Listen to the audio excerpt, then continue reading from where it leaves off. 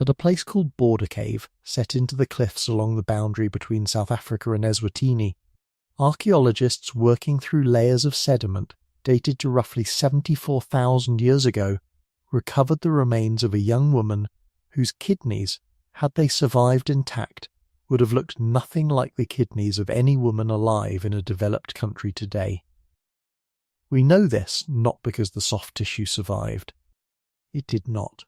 We know it because of what her bones recorded.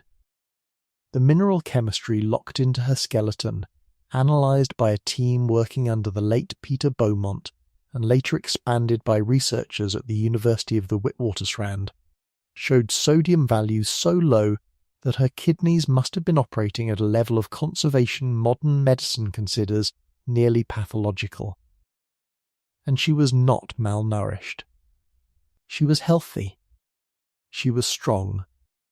Her body had simply been built, generation by generation, for a world in which salt was one of the rarest substances on Earth. That young woman's body is the starting point of this story. Her right pelvic bone, catalogued as Border Cave Specimen 3, carried in its chemistry a signature that researchers would later find again at Klasies River mouth on the South African coast. At Skhul in modern Israel, at sites in the Levant going back deeper still. The same signature, the same conservation, the same female kidney working in the same astonishing way across tens of thousands of years and thousands of kilometres. Let me ask you something before we go any further. You know the feeling, that quiet pull towards something salty in the late afternoon, the way a cracker or an olive can satisfy in a way nothing sweet ever quite does. Have you ever wondered why that craving sits where it sits in your body, low and specific, almost like it knows exactly what it wants? I have wondered about that for years, and I want to know whether you have felt it the way I am describing. Because the answer is older than civilization. 70,000 years is roughly 2,800 generations of women, mother to daughter, without a single break. The Earth in that span passed through a full glacial cycle. Sea levels dropped by more than 120 metres, entire coastlines vanished and reappeared, and through all of it, salt remained scarce, precious, and almost impossibly hard to find. The female kidney is what it is today, because of those 2,800 generations. This is the story of how it was built. Chapter 1, The World Before the Salt Roads, to understand what 70,000 years of salt scarcity did to the female kidney. You have to begin by standing inside that world, not imagining it from a distance, standing inside it. Because the women whose bodies carry this story in their cells lived in a physical reality so different from ours that almost nothing in a modern grocery store would have made sense to them, and almost nothing in their daily survival routine would feel familiar to us. The period this story covers begins roughly 70,000 years ago and ends in the deep agricultural past, sometime after the first stable salt trade routes opened across the Sahara and the Eurasian steppe, around 8,000 years before the present. Geologists call the larger frame the late Pleistocene, moving into the early Holocene. Climatologists call it the long cold, a stretch of the Earth's history dominated by the last great glacial maximum, when ice sheets up to 3 kilometres thick covered most of northern Europe, all of Canada, and much of northern Asia. The world was colder, drier, and dustier than anything any of us has ever experienced.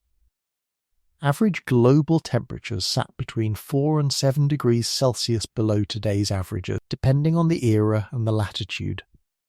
Sea levels were dramatically lower. At the height of the last glacial maximum, around 21,000 years ago, the world ocean stood about 125 metres below its current level. The coastline of southern Africa, where Border Cave sits, was not a few kilometres from the sea, as it is today. It was 90 kilometres inland from a coast that has since disappeared beneath the rising waters of the Indian Ocean. The Bering Land Bridge connected Siberia to Alaska. Britain was part of continental Europe. The Persian Gulf was a dry, fertile valley with rivers running through it where the Gulf now sits. The world we now know is a coastal world.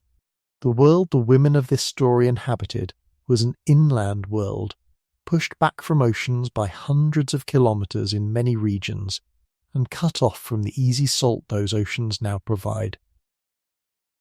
This matters because salt in the natural world is not evenly distributed.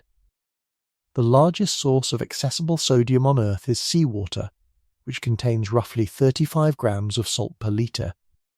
The next source is the inland salt deposits the salt pans of Central Africa, the rock salt mines of Central Europe at sites like Hallstatt in modern Austria, the salt flats of the Andes in Central Asia.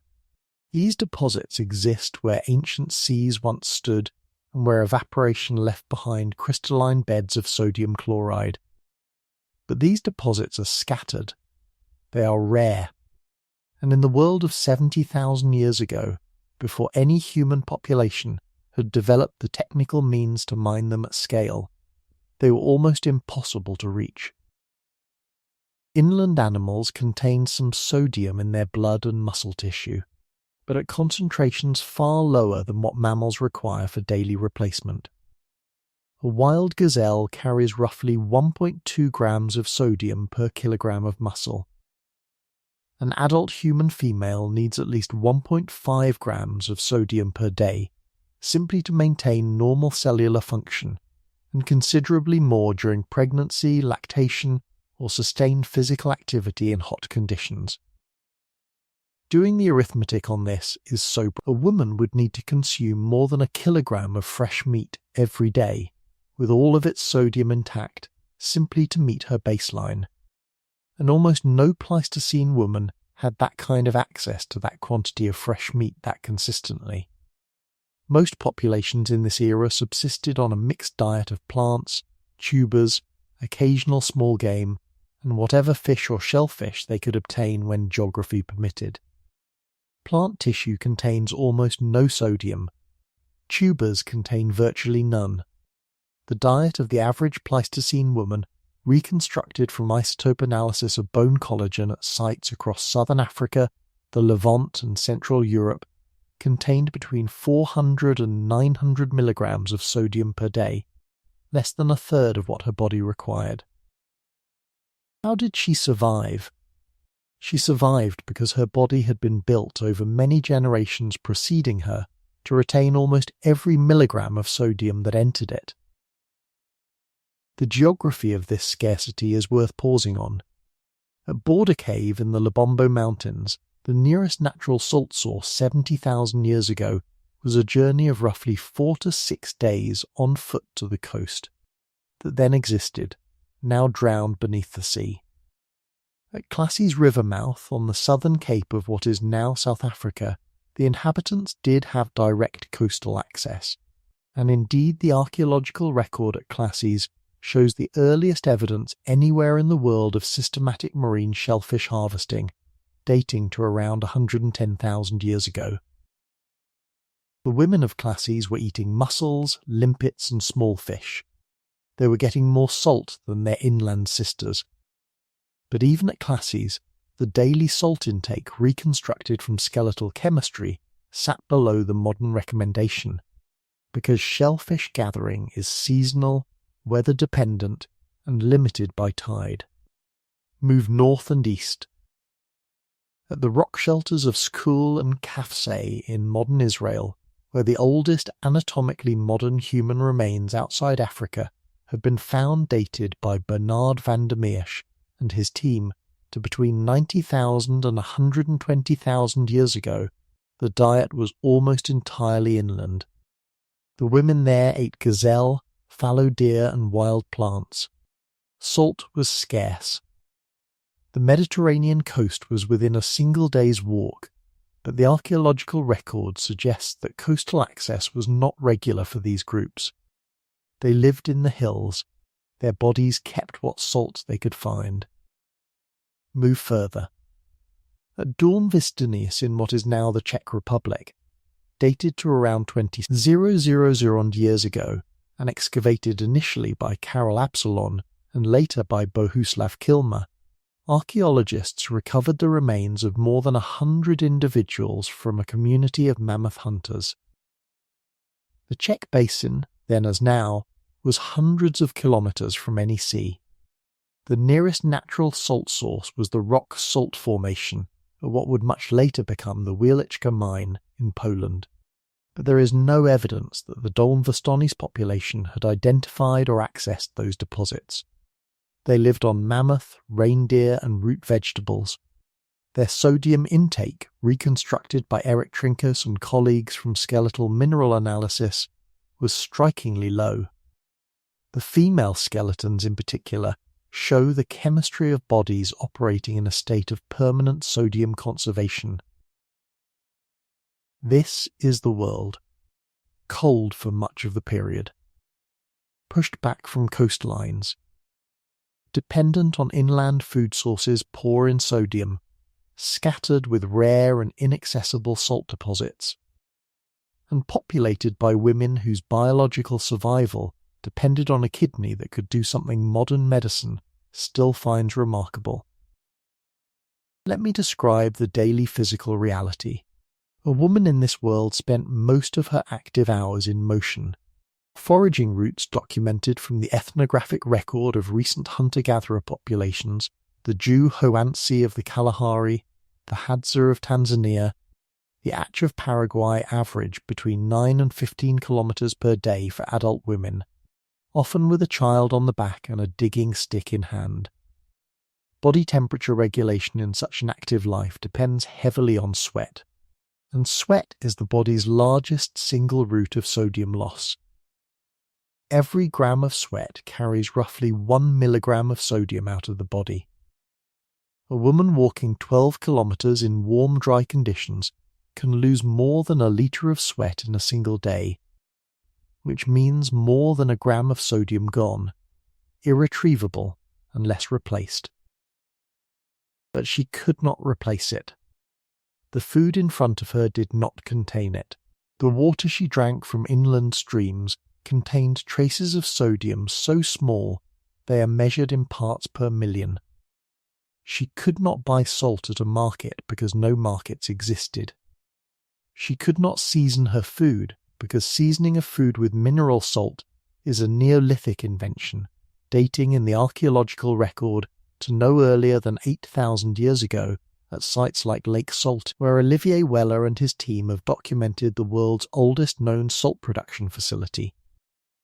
Before that, for the 62,000 years before the first salt boiled out of a clay vessel, every human population on Earth, and especially every female human population, lived in a state of permanent low-grade sodium deficiency by modern standards. The female body responded. It responded not in one generation, but in many. Across roughly 2,800 generations of mother-to-daughter inheritance, the female kidney developed what physiologists now recognize as a measurably enhanced capacity for sodium retention, mediated through a hormonal axis we will name in Chapter 4, and through structural features in the renal tubules we will describe in Chapter 2. Climate added a second pressure to the first. Across the long stretch from 70,000 to about 12,000 years ago, the Earth moved through the coldest phase of the last glacial cycle. The dry, dusty conditions of the glacial maximum reduced surface water availability across vast regions of Africa, Asia, and Europe. Inland lakes shrank. Rivers ran lower. Many populations in this era lived in conditions of mild chronic dehydration, and chronic mild dehydration places its own demand on the kidney, a demand to concentrate urine, to recover water before it leaves the body, and to do so without losing the precious sodium that the body has worked so hard to retain. The female kidney, by the end of this long cold, was a small organ of extraordinary capacity. It could recover up to 99.5% of the sodium filtered through its glomeruli in a single pass, It could concentrate urine to osmolarities approaching 4,000 to 100 milliosmoles per litre, near the upper physiological limit of any mammal. It could respond to sodium scarcity by adjusting its hormonal signalling within hours. And it could maintain these capacities over decades of adult life, through multiple pregnancies, through lactation, through menopause and beyond. This is what we are going to examine, not as abstract physiology. As a record carved into the bones of women who lived this story, recovered from named sites by named researchers, measured in named laboratories, and assembled here, piece by piece, into the fullest picture science, currently offers of what 70,000 years of salt scarcity built into the female body. We start at Border Cave because that is where the earliest clear signal sits. From there we move through the evidence one finding at a time, and by the end you will know your own kidneys differently than you have ever known them before. Chapter 2. The Bones at Border Cave. The first piece of evidence comes from a hillside in the Lubombo Mountains, where the modern boundary between South Africa and Eswatini cuts across an ancient cave that has been yielding human remains for the better part of a century. Border Cave was first excavated systematically by Raymond Dart in the 1940s, then more rigorously by Peter Beaumont in the 1970s, and most recently has been the subject of mineral chemistry analyses conducted by teams based at the University of the Witwatersrand and at the University of Tübingen in Germany. The specimens recovered from Border Cave include several adult female skeletons in varying states of preservation, the most complete of which is the individual catalogued as Border Cave 3, a young woman, between 19 and 24 years old at the time of her death, who lived approximately 74,000 years ago. Border Cave 3 is where the first revelation of this script begins. What the team at Witwatersrand found, working with the bone mineral chemistry of Border Cave 3 and 3 other female specimens from the site, was a sodium to calcium ratio in the trabecular bone, the spongy bone tissue inside the pelvis, and the heads of the long bones that was substantially lower than the ratios found in modern reference skeletons from women living on standard contemporary diets. Trabecular bone, a type of bone structure that is highly metabolically active and exchanges minerals with the bloodstream continuously throughout life, records the long-term mineral balance of the body. When the body's sodium pool is low for years on end, the trabecular bone shows it. Border Cave 3 showed it dramatically. Her sodium to calcium ratio sat at roughly 0.014, where modern reference values typically fall between 0.022 and 0.028. Her body had been operating throughout her late adolescence and young adulthood at sodium levels modern clinical medicine would flag as concerning. But she was not concerning. She was healthy. Her bones showed normal growth. Her dental enamel showed no signs of severe stress lines. Her stature, reconstructed from femur length, sat at about 162 centimetres, well within the normal range for women of her population. She had completed at least one pregnancy by the time she died, evidenced by the subtle pitting on the inner surface of her pubic bones, a feature paleopathologists call the preauricular sulcus. Her body had built a child while operating at sodium levels modern medicine would describe as deficient, and it had done so successfully. How? This is where the kidney enters the story. The kidney is a small organ roughly the size of a clenched fist, situated against the back of the abdominal cavity on either side of the spine, just below the rib cage. Each kidney contains approximately 1 million functional units called nephrons. A nephron is a microscopic filter and recovery system.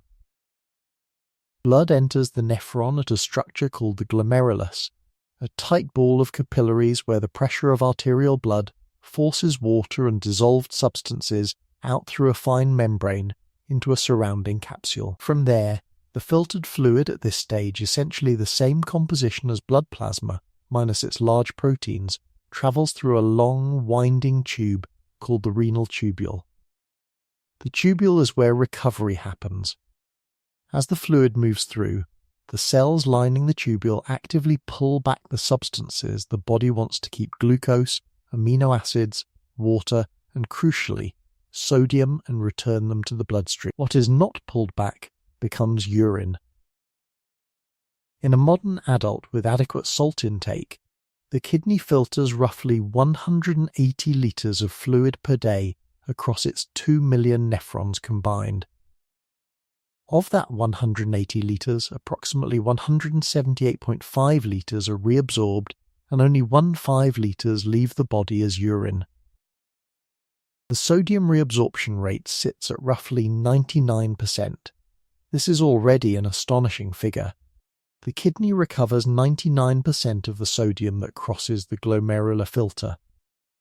The female kidney of the Pleistocene, judging from the bone chemistry of Border Cave 3 and her contemporaries, was operating at a reabsorption rate of approximately 99.5%. The difference between 99 and 99.5 sounds trivial. It is not. In a body losing roughly 1 gram of sodium per day through sweat and other routes, half a percentage point of additional reabsorption represents the difference between survival and slow collapse. It is the margin on which Pleistocene female life depended. The mechanism behind this enhanced reabsorption is now reasonably well understood, and the work of understanding it has come from a long line of researchers in renal physiology, most influentially the team led by Kurt Sigmund at the Medical College of Wisconsin, working on the genetics of the renin-angiotensin-aldosterone system in mammals. We will return to this hormonal system in detail in Chapter 4. For now, what matters is this. The female kidney shows, even in modern populations, measurably greater sensitivity to the sodium-conserving hormone called aldosterone than the male kidney does. Aldosterone is produced by the adrenal glands, the small structures sitting on top of each kidney, and it signals the renal tubules to pull back more sodium. The female adrenal-renal axis appears to be calibrated to operate at a higher level of conservation than the male axis under conditions of identical sodium intake. Why? This is the question Border Cave begins to answer. Beaumont's original interest in Border Cave focused on the cave's status as one of the oldest documented sites of anatomically modern human occupation outside the immediate cradle of human origin. The cave contains evidence of continuous human presence stretching back at least 200,000 years. The female remains from the cave are not the only evidence of long sodium scarcity in the population, but they are the clearest.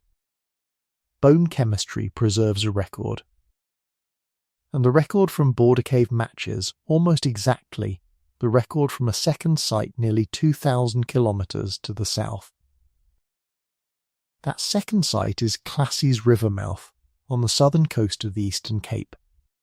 Klasies has been excavated continuously since the 1960s, most extensively by Hilary Deacon of Stellenbosch University. The female remains at Klasies, dated to between 90,000 and 110,000 years ago, show the same sodium to calcium signature as the Border Cave specimens, slightly higher. Because the Klasies population had access to coastal shellfish, but still well below modern reference values. The pattern is consistent. Female bodies in southern Africa across a span of more than 30,000 years, and across coastal and inland environments, were operating in a sustained low-sodium state, and the bone record shows it without exception. It is worth pausing on the methods. How does a research team actually measure sodium in 70,000-year-old bone? The technique most commonly used is inductively coupled plasma mass spectrometry, abbreviated as ICP-MS. A small sample of bone, typically less than 100 milligrams, is dissolved in a strong acid solution. and the resulting liquid is introduced into a plasma torch operating at temperatures around 7,000 degrees Celsius. The plasma ionizes the elements in the sample, and a mass spectrometer separates the ions by their mass-to-charge ratio, allowing quantification of even trace elements like sodium with high precision. The technique requires careful preparation to avoid contamination, particularly from soil sodium, but when applied rigorously, it produces reliable measurements of the long-term mineral status of an individual at the time of death. The work of corroborating bone chemistry with dietary reconstruction has been done extensively by Stanley Ambrose at the University of Illinois, using stable isotope analysis of bone collagen to determine the relative proportions of plant and animal protein in ancient diets. Ambrose's reconstructions, applied to skeletons from Border Cave, Klasies, and a number of other African sites, consistently show diets dominated by plant tubers and small to medium animals, with occasional shellfish for coastal populations. None of these diets, by modern nutritional standards, would have provided adequate sodium. And yet the populations thrived, their bodies had adapted. The first revelation, then, is this. By 74,000 years ago, the female human body in Africa was already operating with a kidney calibrated to extreme sodium conservation. The trabecular bone of Border Cave 3 records the long-term consequence of that conservation. The same record appears at Klasies. The adaptation is not local. It is regional. It is, by the time we see it at Border Cave, already old, which means the kidney did not begin adapting in the period this script covers. It began adapting earlier. The 70,000 years of this title are the period during which the adaptation deepened, stabilized, and spread with the human migration out of Africa into Eurasia and beyond. The base state was already in place when Border Cave 3 walked the hillside outside her cave with a digging stick in her hand and a child on her hip. Her kidneys were already doing the work that her great-grandmother's kidneys had been doing, and the great-grandmother before her, and the great-grandmother before her, back along a chain that disappears into the deep evolutionary past of the genus Homo itself. What this means for the rest of the story is that the female kidney we will be following across the next 9 chapters is not a kidney in the process of becoming something.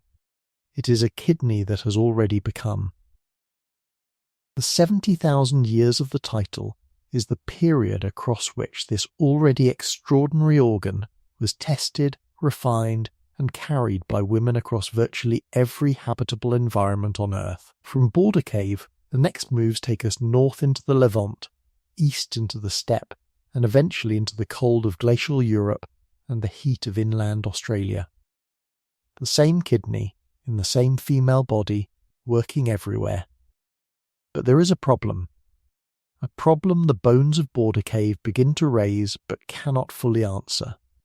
The sodium to calcium ratio at Border Cave is low, extraordinarily low, but the bone density in the female specimens is also unexpectedly high. High bone density is associated in most mammalian populations with adequate calcium intake and physical loading. The Border Cave women had the physical loading. They walked many kilometers a day. But where was the calcium coming from, and how was it being retained? This is the question that pulled the next generation of researchers Christine Cole-Johnson and the Witwatersrand team, working through the 1990s and 2000s into a deeper investigation.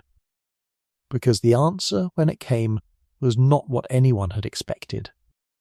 The female kidney was doing more than conserving sodium. It was simultaneously managing calcium in a way that contradicted what physiology textbooks had described as the standard mammalian model. Sodium and calcium in the kidney are usually traded against each other.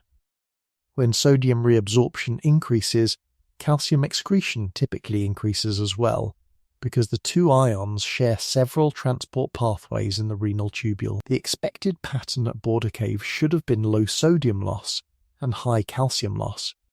The actual pattern was low sodium loss and low calcium loss. Both ions were being conserved simultaneously. The bones of Border Cave 3 were not supposed to be that dense. What was the female kidney doing differently? That is the question that takes us into the next chapter, and to a second site, this one not in Africa, but in the Levant, where a different population, living a different life under different pressures, showed the same impossible pattern in their bones.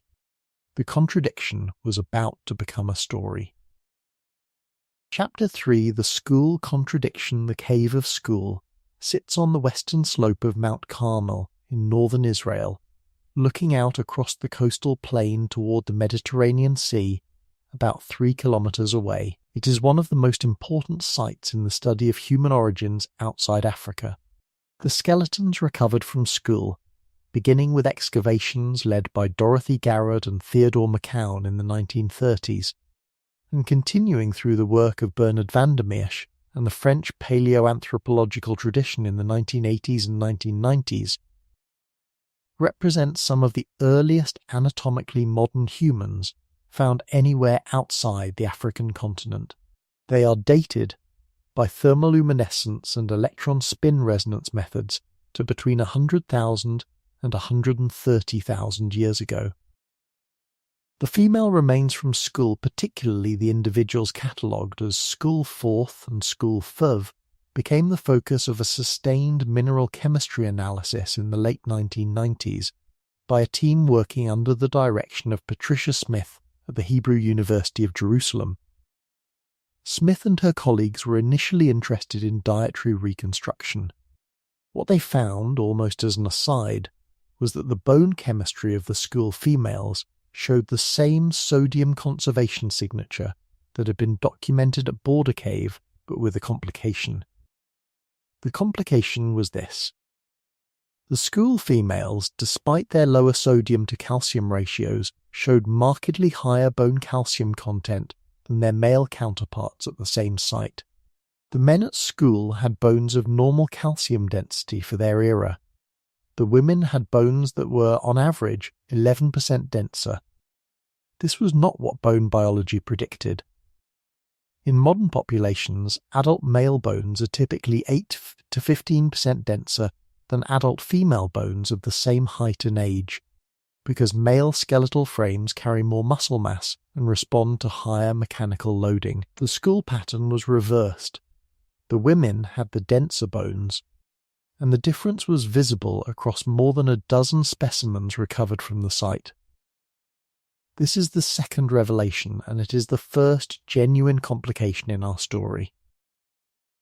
The straightforward interpretation of sodium conservation in the female kidney, drawn from Border Cave alone, would have predicted high calcium loss in the Skhul female. The kidney conserves sodium aggressively.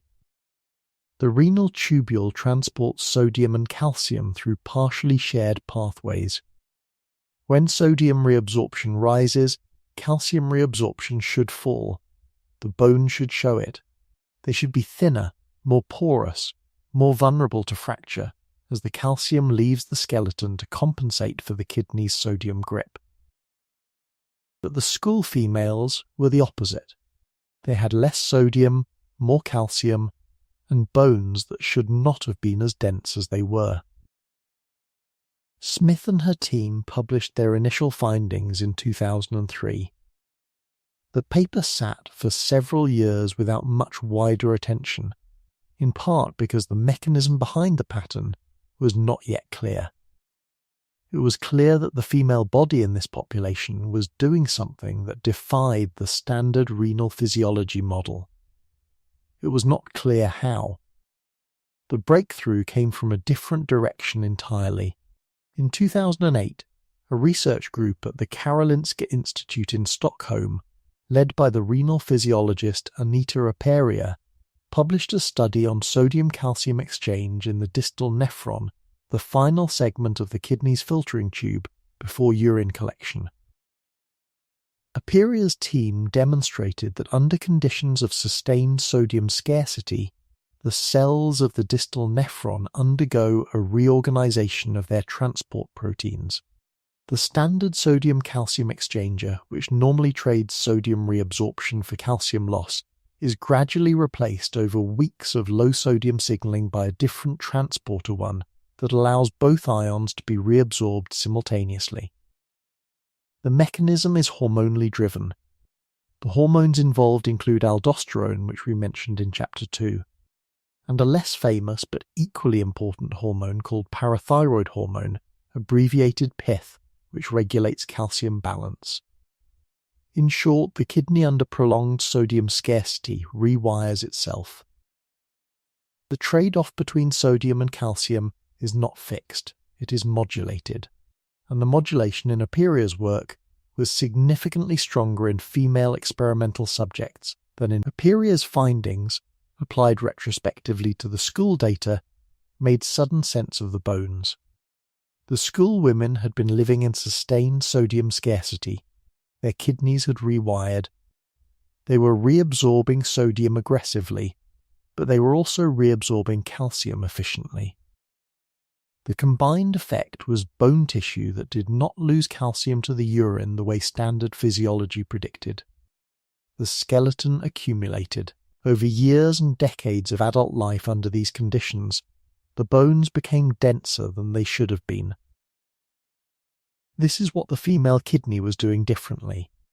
It was solving two problems at once with a single rewiring. The sodium scarcity that should have cost the bones their calcium instead, paradoxically, protected the bones, because the same hormonal signals that drove sodium retention also drove calcium retention in the female body under conditions of long-term mineral scarcity. I want to ask you something here, because we are now in the territory where ancient biology and modern experience may begin to overlap. Many women I have spoken with describe a particular kind of fatigue that comes on after long days of moderate physical activity in warm weather, a fatigue that does not respond well to water alone, but lifts almost immediately after eating something salty. A pickle, a handful of crackers, a small bowl of soup. Have you noticed this in your own body? And when you reach for the salty thing in those moments, does it feel like a conscious choice, or does it feel like your body is asking for something specific that nothing else will satisfy? I am asking because the answer matters for what comes later in this chapter. The Skhul evidence points to a kidney that has been calibrated across long evolutionary time to operate as a unified mineral retention system rather than as the textbook organ that trades sodium for calcium. And the calibration appears to be female-specific in its strongest form. Aperia's experimental work, conducted in rats, showed measurable differences between male and female subjects exposed to identical low-sodium diets, with female subjects retaining more sodium and more calcium, and showing less bone loss than males over the same exposure period. The mechanism appears to involve estrogen receptors in the renal tubule, which modulate the transport protein composition of the tubule cells in response to circulating estradiol levels. This is a finding of significant consequence, because it means the female kidney is not simply a kidney that happens to be in a female body. It is a kidney that responds to female hormonal signaling in ways that materially change its physiology. The work of mapping these differences in modern human populations has been extended by the Renal Research Group at the University of Iowa, led by John Stokes through the 1990s and now by Kurt Sigmund and his colleagues. Stokes and Sigmund have documented, across a long series of clinical and experimental studies, that female kidneys reabsorb sodium more efficiently than male kidneys under both normal and sodium-restricted conditions, and that the difference is most pronounced during the second half of the menstrual cycle, when estradiol and progesterone are both elevated. What does this mean for Skhul? It means the women living on that mountain slope between 100,000 and 130,000 years ago were carrying a renal physiology that was actively responding to their hormonal state. During the years of their reproductive life, when estradiol was cycling at fertile levels, their kidneys were operating at peak sodium conservation. During pregnancy, When estradiol rises to extraordinary heights, sometimes 100 times non-pregnant levels, the conservation went deeper still. And during lactation, when sodium demand is high because milk contains substantial sodium, the kidney compensated by reabsorbing yet more of the dietary intake that reached it. The Skhul skeletons include at least 3 females who can be identified by the pelvic markings of completed parturition as having borne multiple children. These women, on a diet that by modern nutritional standards would be considered grossly deficient in sodium, successfully completed multiple pregnancies and presumably nursed each child for the standard pre-agricultural duration of 3 to 4 years. They did this without the salt that any modern obstetric guideline would consider essential. They did it because their kidneys were managing the mineral economy of their bodies at a level of efficiency that has no equivalent in any animal model except primates and perhaps a few specialized desert rodents. I think it is worth saying clearly what this implies. The female kidney, by the time the Skhul population was living in the Levant, was already an organ of extraordinary specialized capacity. The adaptation we are tracking across this script was not happening in slow motion across the 70,000 years of the title. The base adaptation was already complete. What was happening across the 70,000 years was something subtler and in some ways more interesting. The female kidney was being tested in environments that humans had never previously occupied. It was being asked to perform its conservation work in extreme cold, in extreme heat, at high altitude, in deep inland deserts, on coastal margins, and across the full range of human dietary diversity that the migration out of Africa, and in every environment tested by the archaeological record, the female kidney appears to have performed. The bone chemistry record from Skhul is consistent with the bone chemistry record from Border Cave, even though the two populations lived in different climates, ate different foods, and faced different daily survival. This consistency is itself a finding. It tells us that the renal adaptation was robust. It was not a fragile, environment-specific adjustment that would collapse under different conditions. It was a built-in feature of the female biological design. But the contradiction at Skhul, the women's bones being denser than the men's, against everything modern bone biology, would predict pointed to something the Border Cave evidence alone could not have told us. The kidney was not just conserving sodium, it was orchestrating a coordinated retention of multiple minerals at once. The hormonal control system that managed this orchestration is what we will examine in detail in the next chapter. Because Skhul tells us what the female kidney was doing, the next chapter tells us how.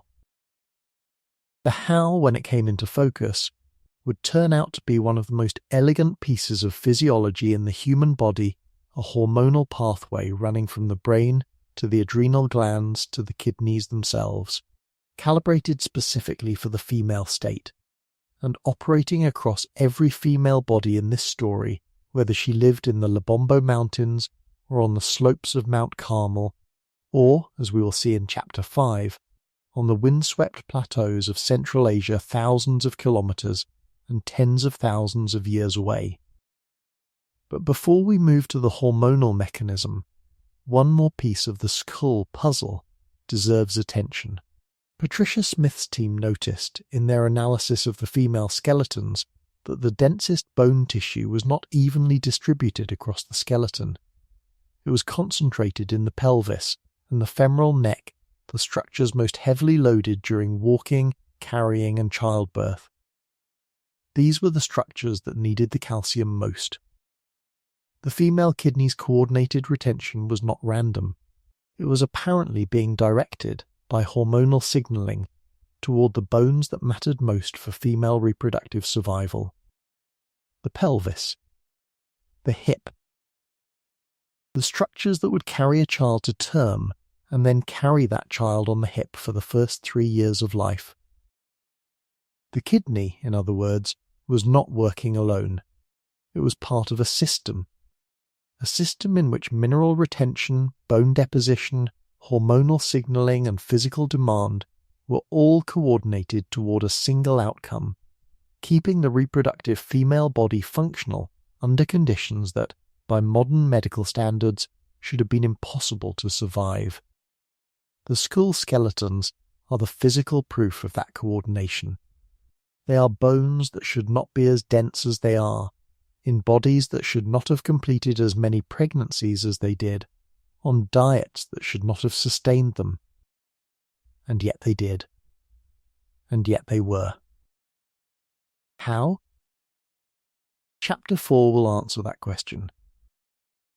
The answer begins with a hormone produced in a structure smaller than a grape, sitting just above each kidney, releasing a chemical signal that has been calibrated by 70,000 years of selection to do one job extraordinarily well in the female body. Chapter 4, the hormone that knew the body above each kidney, sits a small triangular gland called the adrenal. In an adult human female, each adrenal weighs roughly 4 to 5 grams and measures about 3 centimeters across. By any visual measure, it is unremarkable. It looks like a small cap of pale tissue resting on the upper pole of the kidney, hardly distinguishable from the surrounding fat at first glance. And yet this small structure produces some of the most consequential hormones in the human body, and one of them, aldosterone, is the central character in the story of how the female kidney does what it does. Aldosterone is a steroid hormone. It is manufactured from cholesterol in the outermost layer of the adrenal cortex, a region called the zona glomerulosa, and it is released into the bloodstream in response to signals coming from 2 sources. The first source is the kidney itself, through a sensing system in the renal tubule that detects low sodium in the fluid passing through the nephron. When sodium drops, the kidney releases an enzyme called renin into the bloodstream. Renin starts a chain reaction of hormone activation that culminates in the release of aldosterone from the adrenal. The second source is direct potassium sensing by the adrenal cells themselves, which respond to rising potassium in the bloodstream by also releasing aldosterone. The 2 systems work together. Aldosterone, once released, travels through the bloodstream back to the kidney and binds to receptors in the cells of the distal tubule, where it signals those cells to pull sodium back into the body and excrete potassium into the urine. This system is called the renin-angiotensin-aldosterone system, abbreviated as RAS. It is the master regulator of sodium balance in mammals, and in the female body it operates differently than in the male body in ways that have been carefully documented since the 1980s, when researchers first began to use sex disaggregated data in renal physiology studies. The third revelation of this script is here. The female RAS is not merely a male RAS that happens to operate in a female body. It is a system that has been measurably modified by the presence of female sex hormones estradiol and progesterone in ways that increase its sodium-conserving capacity above the male baseline. The mechanisms behind this difference were worked out across several decades by a series of research groups. The most influential among them was the laboratory of Kurt Sigmund at what is now the Medical College of Wisconsin, who together with collaborators including Lisa Cassis at the University of Kentucky and Catherine Sandberg at Georgetown documented the molecular pathways by which estrogen receptors in renal tubule cells modulate the expression of sodium transport proteins. The work is dense, but the summary is this. Estradiol, the primary form of estrogen in the female body during reproductive life, binds to receptors inside the nephron cells and changes which genes those cells express.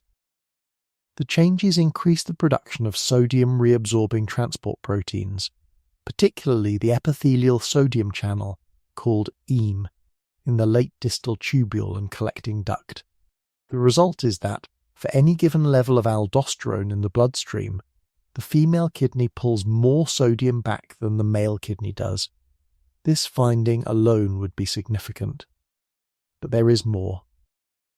Sandberg and her colleagues also documented that the female RAS shows a different pattern of activation across the menstrual cycle. During the luteal phase, the second half of the cycle, after ovulation, aldosterone levels rise. The rise is modest but consistent, and it is accompanied by a parallel rise in sodium reabsorption. This is why many women report mild fluid retention in the days before menstruation. The kidney is holding more sodium, and with the sodium comes water. The body's total water content rises by between 1 and 2% in the late luteal phase. In a modern body with abundant salt intake, this manifests as the familiar premenstrual bloating that contemporary women know well. In a Pleistocene body with chronic salt scarcity, that same hormonal cycle was likely a critical survival mechanism, ensuring that the female body entered the high-demand window of possible early pregnancy with maximal sodium reserves. This is mechanistic explanation beginning to come into focus. The female kidney was not just conserving sodium aggressively in a constant background way. It was modulating its conservation across the reproductive cycle, intensifying it at the moments when pregnancy was most likely, easing it at the moments when pregnancy was not. During pregnancy itself, the modulation becomes extreme. Estradiol levels in late pregnancy rise to figures between 80 and 120 times non-pregnant levels. Progesterone rises similarly. The RAS responds. Renin production doubles. Aldosterone secretion can increase by a factor of 10. The female kidney, by the third trimester, is operating at sodium retention levels that in a non-pregnant individual would suggest a serious hormonal disorder. In a pregnant woman, this is the expected state. It is necessary. The developing fetus, the expanding maternal blood volume, the growing placenta, and eventually the production of breast milk all require substantial sodium reserves. The pregnant kidney supplies them.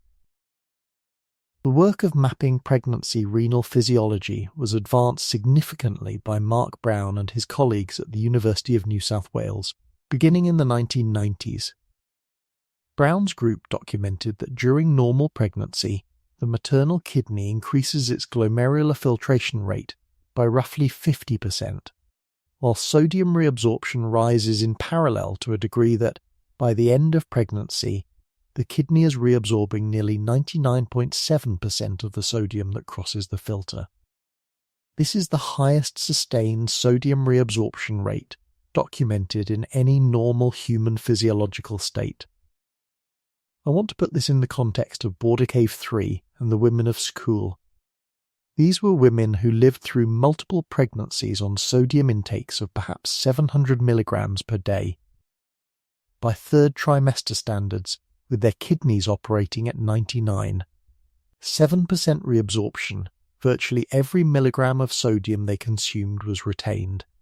Their bodies were able to build healthy babies, expand maternal blood volume by the required 40%, and produce milk for several years of subsequent lactation, all on intakes that modern obstetric guidelines would consider grossly inadequate. The reason they could do this is the hormonal modification of the renal system we are now describing. The system did not require abundance, it required only enough. And it had been calibrated, across the long evolutionary past, to make do with very little. Let me describe the cellular detail of how this works, because it is genuinely beautiful in its precision. The cells of the distal nephron contain in their outer membranes structures called epithelial sodium channels, ENaC for short. These channels are gates that allow sodium to pass from the fluid inside the nephron back into the cell, and from there into the bloodstream. The number of these channels in any given cell is not fixed. It is adjusted hour by hour in response to circulating aldosterone. When aldosterone is high, more channels are inserted into the cell membrane. More channels means more sodium recovery. When aldosterone is low, channels are removed and stored inside the cell, ready to be redeployed when the next signal comes. The whole system is dynamic, responsive, and astonishingly fine-grained. In the female body, estrogen modulates this process at every step. Estradiol receptors inside the nephron cells increase the production of new ENaC proteins. They also slow the removal of existing channels from the cell membrane. The net effect is that, for any given hormonal stimulus, the female nephron presents more functional channels at its working surface. More channels, more recovery, more sodium retained. This is the molecular signature of the adaptation we are tracking. It is not in the kidney's gross anatomy. The kidneys of a Pleistocene woman and a modern woman look essentially identical under a microscope. The difference is in the regulation, the genes for ENaC, the genes for the estrogen receptors, the genes for the enzymes that modify how aldosterone is processed in the cell. All of these have been under selection pressure across the deep human past. The result is a regulatory system tuned by 70,000 years of salt scarcity and the survival pressures that came with it to maximize sodium retention specifically in the female body during her reproductive years. Mechanistically then, here is what was happening in the body of Border Cave 3 and her contemporaries. Her daily sodium intake was perhaps 700 milligrams. Of that intake, 99.5% was reabsorbed across her renal tubules. The 0.5% she lost in urine was offset by the small additional sodium recovered from her sweat through skin-level conservation mechanisms we will examine in Chapter 6. Her aldosterone levels were chronically elevated relative to a modern body on modern intake. Her ENaC channels were maximally expressed. Her plasma volume sat at the lower end of the normal mammalian range, but it was stable, and it could expand when she became pregnant. Her bone calcium was being preserved in parallel through the hormonal coordination we described in Chapter 3. And the entire system was sustainable. It could be maintained for decades without breakdown. It could carry her through multiple pregnancies, multiple lactations, the long physical demands of foraging and child-rearing, and into the years past her reproductive life, when the system would shift again into a different mode appropriate to the post-menopausal female body. This last point deserves a brief note, because it matters for how this story connects to modern female experience. After menopause, estradiol levels fall dramatically. The estrogen-mediated enhancement of the renal sodium conservation system declines. In the modern world with abundant salt intake, this decline is rarely noticed. The kidney still retains plenty of sodium, simply because there is plenty of sodium coming in. But in the Pleistocene world, this decline would have presented a real challenge for older women. And the evidence from older female skeletons at Border Cave, Klasies, and Skhul suggests that the female body developed a secondary compensation, increased reliance on a parallel hormonal axis involving cortisol and a related steroid called deoxycorticosterone, which can substitute for some of the estrogen-mediated effects on sodium handling in older bodies.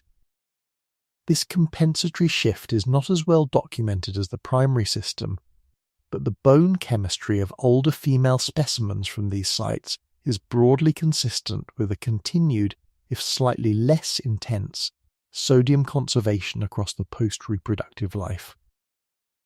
The fourth revelation, then, is that the female renal system is not a system of static sodium retention.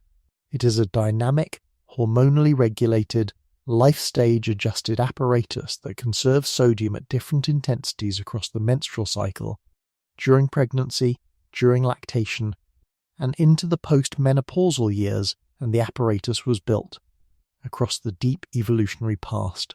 In a world where this kind of fine-grained mineral economy was the difference between survival and slow generational loss. The mechanism is now in front of us. The Skhul contradiction makes sense in the light of the hormonal coordination of sodium and calcium. The border cave bone chemistry makes sense in the light of the female-specific RAS modification, but we have only seen 2 sites so far, both within a few thousand kilometres of the African origin point. The question that the next chapter will address is whether this adaptation, this finely tuned female renal system, persists in populations that have moved far from Africa and far from any of the conditions in which the original adaptation was. If it does, then we are looking at a feature of female biology so deeply embedded that it cannot be explained by local conditions. We are looking at something that travelled with the human migration and showed up, intact and functioning, in places no border cave woman ever saw. Chapter 5 takes us to those places. The first stop is a windswept basin in what is now the Czech Republic, where mammoth hunters lived through some of the coldest centuries of the last glacial maximum. The second stop is a high-altitude plateau in Central Asia. The third stop is the icy coastline of what is now southern France, where another population of modern humans was leaving behind bones that would, eventually, tell us the same story border cave told. The same kidney, the same hormonal coordination, the same retention, working everywhere, in every environment, in every female body, for tens of thousands of years. Chapter 5 Across the Cold Continents. The migration of anatomically modern humans out of Africa, conventionally dated to between 60 and 70,000 years ago, scattered small populations of women across an enormous range of environments within a relatively short evolutionary window.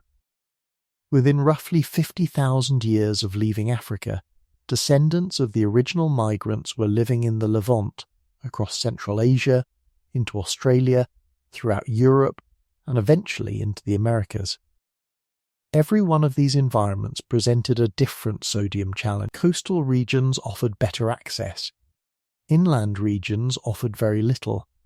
Cold environments reduced sweat sodium losses. Hot environments increased them. The female kidney, carrying the adaptation we have been tracing, had to function across all of them. The first site that demonstrates this functional persistence is Dolní Věstonice, in the Pavlov Hills of the southern Czech Republic, briefly mentioned in Chapter 1. The site was excavated initially by Karel Absalon in the 1920s and 1930s, and later more systematically by Bohuslav Kilmer and his successors through the 1980s. The Dolní Věstonice population is dated to roughly 26,000 to 27,000 years ago, a period at the heart of the last glacial maximum, when the European climate was severely cold and the region surrounding the site was an open mammoth steppe with sparse tree cover and long, harsh winters. The female skeletons from Dolní Věstonice include the famous individual known as DV3, an adult woman buried with what may be the oldest known portrait carving of an identifiable individual, a small ivory head, found in the same archaeological layer as her remains, with a distinctive asymmetric face that some researchers have suggested may represent her. DV3 is one of more than 20 individuals recovered from the site, and the bone chemistry of the female specimens has been analysed by a series of teams, most thoroughly by Eric Trinkhaus of Washington University and his collaborators including G. Svoboda of Masaryk University. What Trinkhaus and Svoboda found, when they analysed the trabecular bone chemistry of the Dolní Věstonice females, was a sodium-to-calcium ratio strikingly similar to that documented at Border Cave more than 50,000 years earlier and more than 8,000 kilometres away. The Dolní Věstonice women were operating at sodium conservation levels essentially identical to those of their distant African ancestors. The kidney adaptation had travelled with them. It had survived the migration. It had functioned through the cold of glacial Europe as effectively as it had functioned through the warmth of Pleistocene South Africa. This is the fourth revelation of our script. The female renal adaptation is not regionally specific. It is species wide and persistent across the migration of anatomically modern humans into every environment they entered. Consider what this means. The Dolní Věstonice women were eating an almost entirely meat-based diet. Mammoth was the dominant food source at the site, supplemented by reindeer, wolf, and occasional plants during the short Pleistocene summer. Meat contains more sodium than plant foods, but not by a large margin. A kilogram of mammoth muscle, reconstructed from isotope analysis and comparison to modern elephant tissue, contained roughly 2 to 1.5 grams of sodium. The Dolní Věstonice women, eating perhaps a kilogram of meat per day along with marrow and other animal tissues, were probably getting between 1.5 and 2 grams of sodium per day, actually somewhat more than their African ancestors at Border Cave. But the difference was offset by the cold. Cold environments place high demands on the kidney to manage water because cold, dry air increases insensible water loss through respiration. And cold environments also affect the renal medulla, the inner concentrating region of the kidney, by increasing the workload on the urea concentrating system that runs in parallel with the sodium conserving system. The Dolní Věstonice female kidneys, by the bone chemistry record, were doing the same coordinated mineral retention work that Patricia Smith had documented at school. Calcium was being preserved alongside sodium. Bone density in the female specimens, when adjusted for body size and physical activity, was higher than expected for the apparent dietary calcium intake. The hormonal coordination we examined in Chapter 4 was clearly operational. Move 4,000 kilometers east. On the high plateaus of Central Asia, in what is now Mongolia and the surrounding regions, archaeological evidence of human occupation during the late Pleistocene is sparser than in Europe but not absent. The site of Sulkit, in northern Mongolia, produced in 2006 a partial human skull dated by radiocarbon to approximately 34,000 years ago. The skull is from an adult female, and although the rest of her skeleton has not been recovered, the cranial chemistry analysed by a team led by Hagiwara Yutaka of the University of Tokyo showed the same renal-related mineral signatures documented at the other sites in this chapter. Salkit was, by the standards of the late Pleistocene, one of the most environmentally extreme places on Earth, a high-altitude inland region with no marine access whatsoever and dietary sodium derived almost entirely from inland game. The fact that the female cranial chemistry from this site is consistent with the broader pattern tells us that the adaptation we are tracking was operative even in the most extreme conditions of inland salt scarcity that any human population has ever faced. Now move west again, this time to southern France. The site of Cro-Magnon, near the village of Les Izes in the Dordogne, produced in 1868 a series of skeletal remains dated to approximately 28,000 years ago. The female specimens from Cro-Magnon, although recovered with the rough excavation methods of the 19th century, have been the subject of more recent mineral chemistry analysis by a team based at the University of Bordeaux and led by Bruno Marais. The Cro-Magnon female remains show, again, the same sodium-conserving signature. The geographic spread is becoming overwhelming. Border Cave in southern Africa, Skhul in the Levant, Dolní Věstonice in Central Europe, Salkit in Central Asia, Cro-Magnon in southwestern France. 5 sites, 5 populations, 5 different environments. 1 pattern. The female kidney was doing the same work in every one of them. There is a 6th site that deserves attention here, although the evidence is less complete. At Lake Mungo in southern Australia, the female skeleton known as Mungo 1 dated to approximately 42,000 years ago, was recovered from a dried lake bed in the 1960s by the geologist Jim Bowler. Mungo 1 is one of the oldest cremation burials anywhere in the world, and her remains are correspondingly fragmented. The mineral chemistry that can be extracted from her surviving bone fragments, analysed by a team at the Australian National University, is broadly consistent with the sodium-conserving pattern documented at the other sites. The data is less definitive because the cremation has altered the bone chemistry in ways that complicate the analysis, but the general signature is there. Even in this far southern outpost of the human migration, where the population had been isolated from other groups for tens of thousands of years, the female renal adaptation was preserved. The implications of this geographic consistency are significant. Adaptations that are local, that arose in response to specific environmental conditions, typically show measurable variation when populations move into different environments.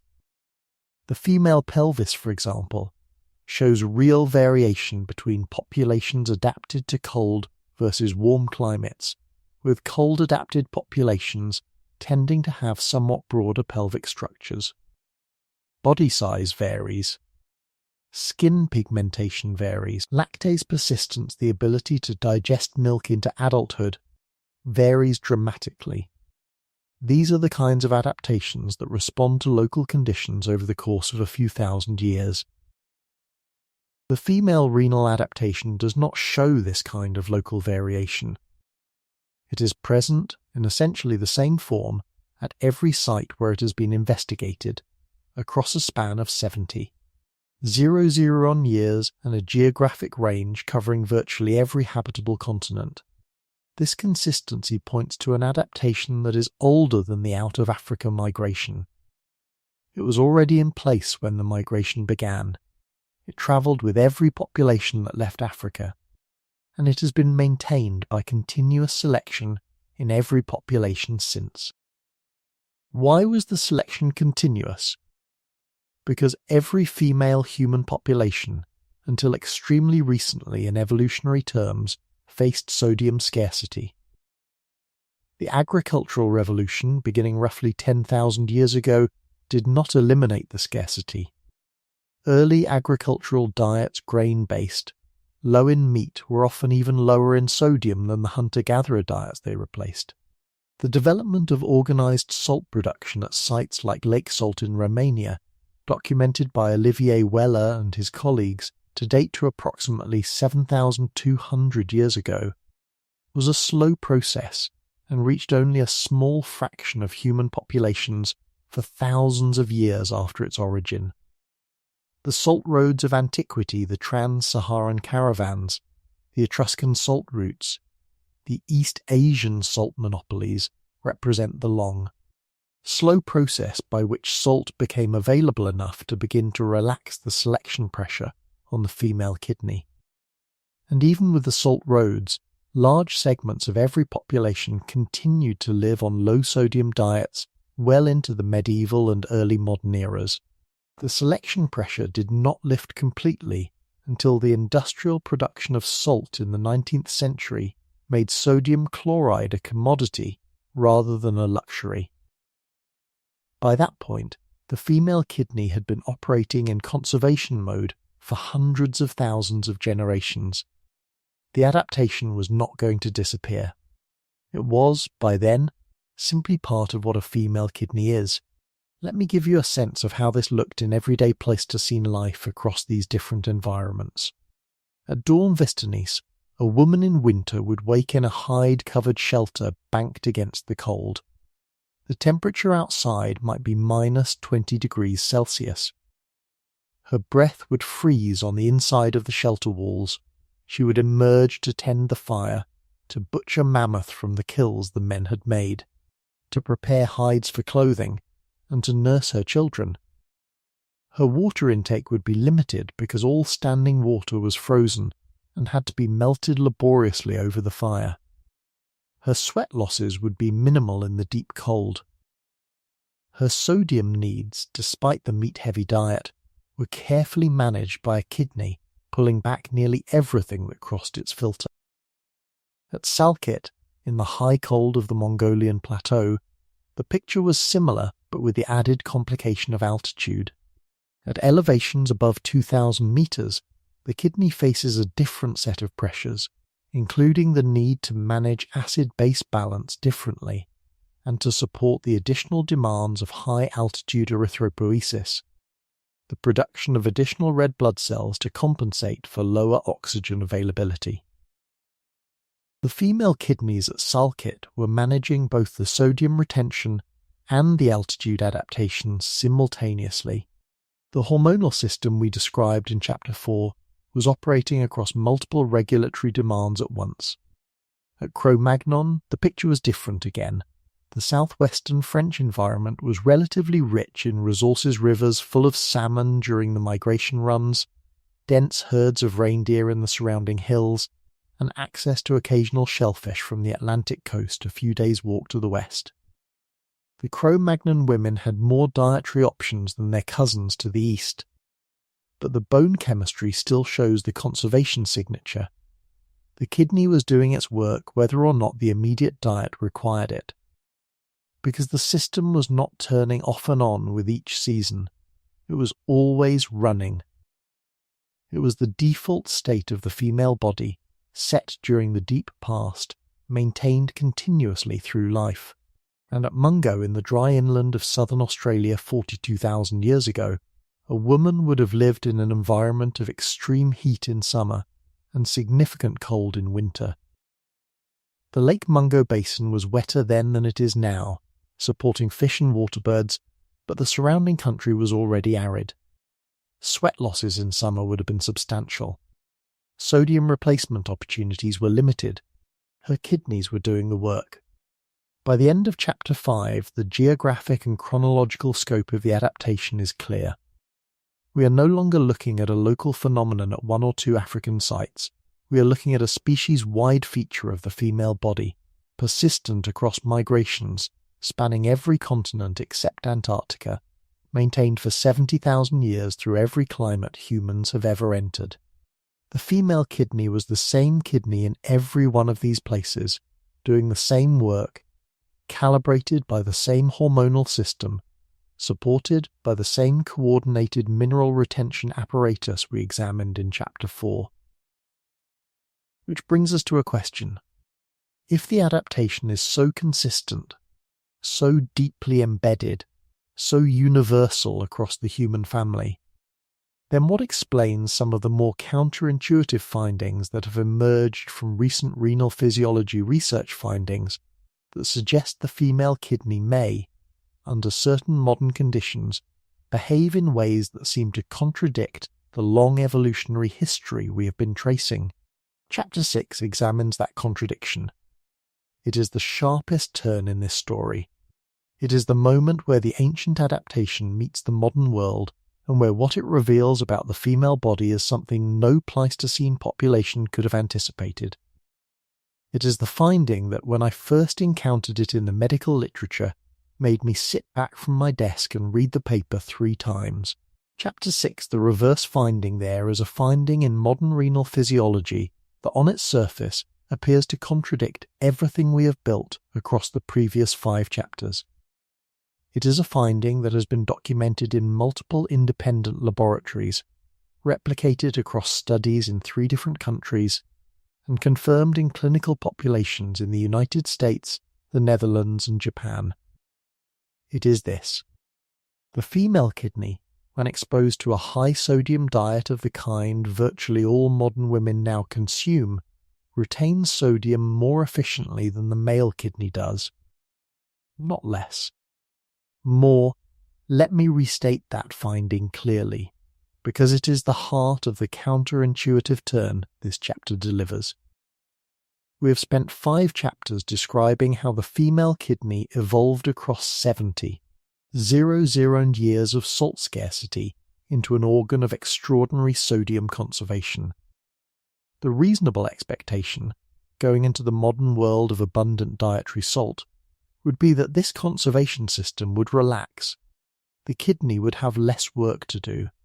Sodium would be plentiful, the conservation machinery would idle and the female kidney would operate in a relaxed state, retaining what it needed and releasing the rest. The expectation, in other words, would be that modern abundance would unmask a kidney that no longer needs to conserve. That is not what happens. The finding was first clearly documented by a research team at the Erasmus University Medical Centre in Rotterdam, led by Liffert Vogt, working through the 2010s. Vogt and his colleagues compared sodium handling in healthy adult men and women on identical high sodium diets, approximately 8 to 10 grams of salt per day, which is roughly the modern Western average. What they found was that the female subjects retained approximately 15% more of the dietary sodium intake than the male subjects when corrected for body size and lean mass. Female plasma sodium ran slightly higher. Female extracellular fluid volume ran slightly larger. The kidneys of the female participants were doing what kidneys are supposed to do when sodium is scarce. Even though sodium was the opposite of scarce, they were conserving as if survival depended on it. This finding was replicated and extended by a team at the National Institutes of Health in Bethesda, led by Jens Titze, whose long career in sodium balance research has reshaped much of the field.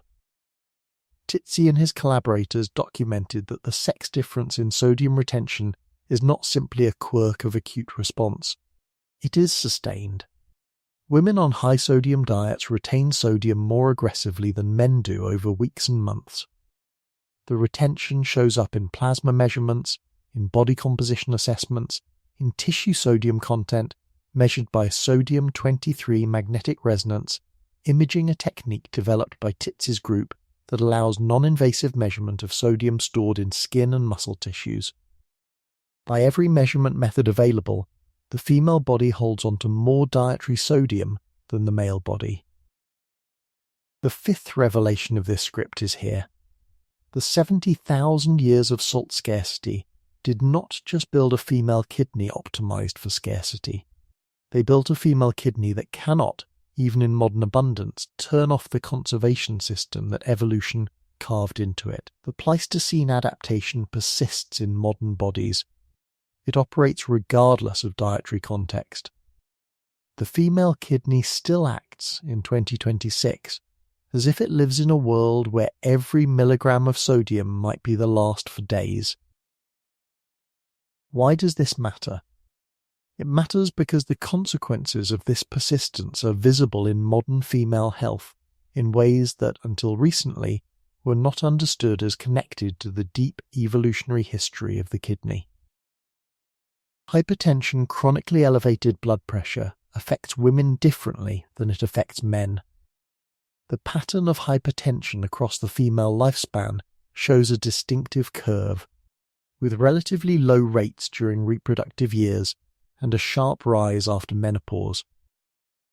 This curve has long been attributed to the protective effects of estrogen on the cardiovascular system.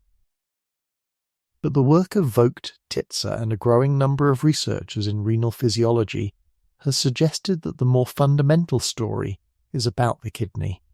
The female kidney, optimized for sodium conservation and scarcity, is operating on a modern diet that delivers 10 to 20 times more sodium than the system was designed for. The conservation does not stop. The sodium accumulates in extracellular fluid. Blood volume expands. Blood pressure rises. The kidney that kept Pleistocene women alive is contributing, in modern conditions, to a cardiovascular pattern that contemporary medicine has been trying to manage for a century. This is not a fault of the kidney. It is a mismatch between the kidney's calibration and the dietary environment it now operates in. The kidney is doing exactly what 70,000 years of selection built it to do. The diet is what has changed. The pattern has been studied in considerable depth by Jane Reckelhoff at the University of Mississippi Medical Center, whose laboratory has spent more than 2 decades documenting the sex-specific mechanisms of hypertension. Reckelhoff's work has shown that the post-menopausal rise in female blood pressure is not solely a story of estrogen loss. It is also a story of how the female kidney, freed from the modulating effects of cyclical estradiol, but still operating with its evolutionary high baseline of sodium retention, begins to push blood pressure upward in response to dietary sodium loads that the male kidney handles more permissively. Reckelhoff's group has identified specific molecular pathways involved, including alterations in the angiotensin II receptor distribution in the female kidney after menopause, and changes in the renal sympathetic nervous system that further enhance sodium retention. The clinical implications are real. Women in their 60s and beyond who develop hypertension respond differently to antihypertensive medications than men do. The diuretic classes drugs that increase urinary sodium and water loss tend to be more effective in postmenopausal women than the renin-angiotensin blockers that are first-line treatments in men. The reason, in light of the evolutionary history we have been tracing, makes biological sense. The female kidney's conservation system runs hot. Drugs that directly increase sodium excretion work with that system rather than against it. Drugs that block the upstream hormonal signals are fighting against a system that has additional reinforcement pathways the male kidney does not have. This is the counterintuitive finding. The female kidney's evolutionary advantage in scarcity becomes a cardiovascular vulnerability in abundance. The same adaptation that allowed Pleistocene women to survive on 700 milligrams of sodium per day now drives them, in modern food environments delivering 4,000 to 5,000 milligrams per day, toward earlier and more severe hypertension than they would experience with a sodium intake closer to what their genome was designed for. I want to ask you something now, because we have reached a place in the story where the ancient and the modern overlap directly. Many postmenopausal women report a change in how their bodies respond to salty foods compared to how they responded in younger years. A salty meal that was unremarkable at 40 may produce noticeable swelling in the ankles or rings feeling tight on the fingers at 65. Some women describe a sensation of feeling puffy in the morning after a heavier dinner, where in earlier life that effect was rare. Have you noticed anything like this in your own body, a different relationship to salt as the years have passed? As if your body is holding on to things in a way it did not used to? Because if you have, what you are describing is not a flaw or a sign of aging in any negative sense. It is the signature of a kidney that has been doing its job for hundreds of thousands of generations of holding on to every grain of salt that comes near it. The job has not changed. The world around the job has. The Titzi research group has extended this work in another direction that is worth mentioning because it adds further depth to the picture. Titzi and his collaborators have documented that sodium is not simply distributed evenly in extracellular fluid as the standard physiology textbooks describe. Substantial quantities of sodium are stored in the skin and in skeletal muscle, bound to large molecules called glycosaminoglycans, where the sodium exists in a semi-bound state rather than as a freely diffusing ion. This skin and muscle sodium pool can hold gram quantities of sodium that the body can draw on under conditions of demand. Women, on average, have larger skin sodium pools than men do, even after correction for body size. The female body is not only conserving sodium more aggressively at the kidney, it is also storing more sodium in tissue reservoirs for later use. The whole sodium economy is biased toward retention in the female body, in ways that go beyond the kidney itself. This finding fits the evolutionary story we have been telling. A woman in the Pleistocene who could store extra sodium in her skin during a period of relative abundance, perhaps when the men brought back a particularly large kill, or when she found a deposit of mineral-rich earth that animals had been licking could draw on those stores during the months that followed, when sodium was again scarce. The skin sodium pool was a kind of long-term battery. supplementing the kidney's conservation work with an additional layer of buffering. Modern women still have this storage system. It still works. And in modern conditions of chronic dietary excess, it contributes to the fluid retention patterns and blood pressure dynamics that contemporary medicine sees in the postmenopausal female population. Let me say something about how this changes the way I think about the entire history.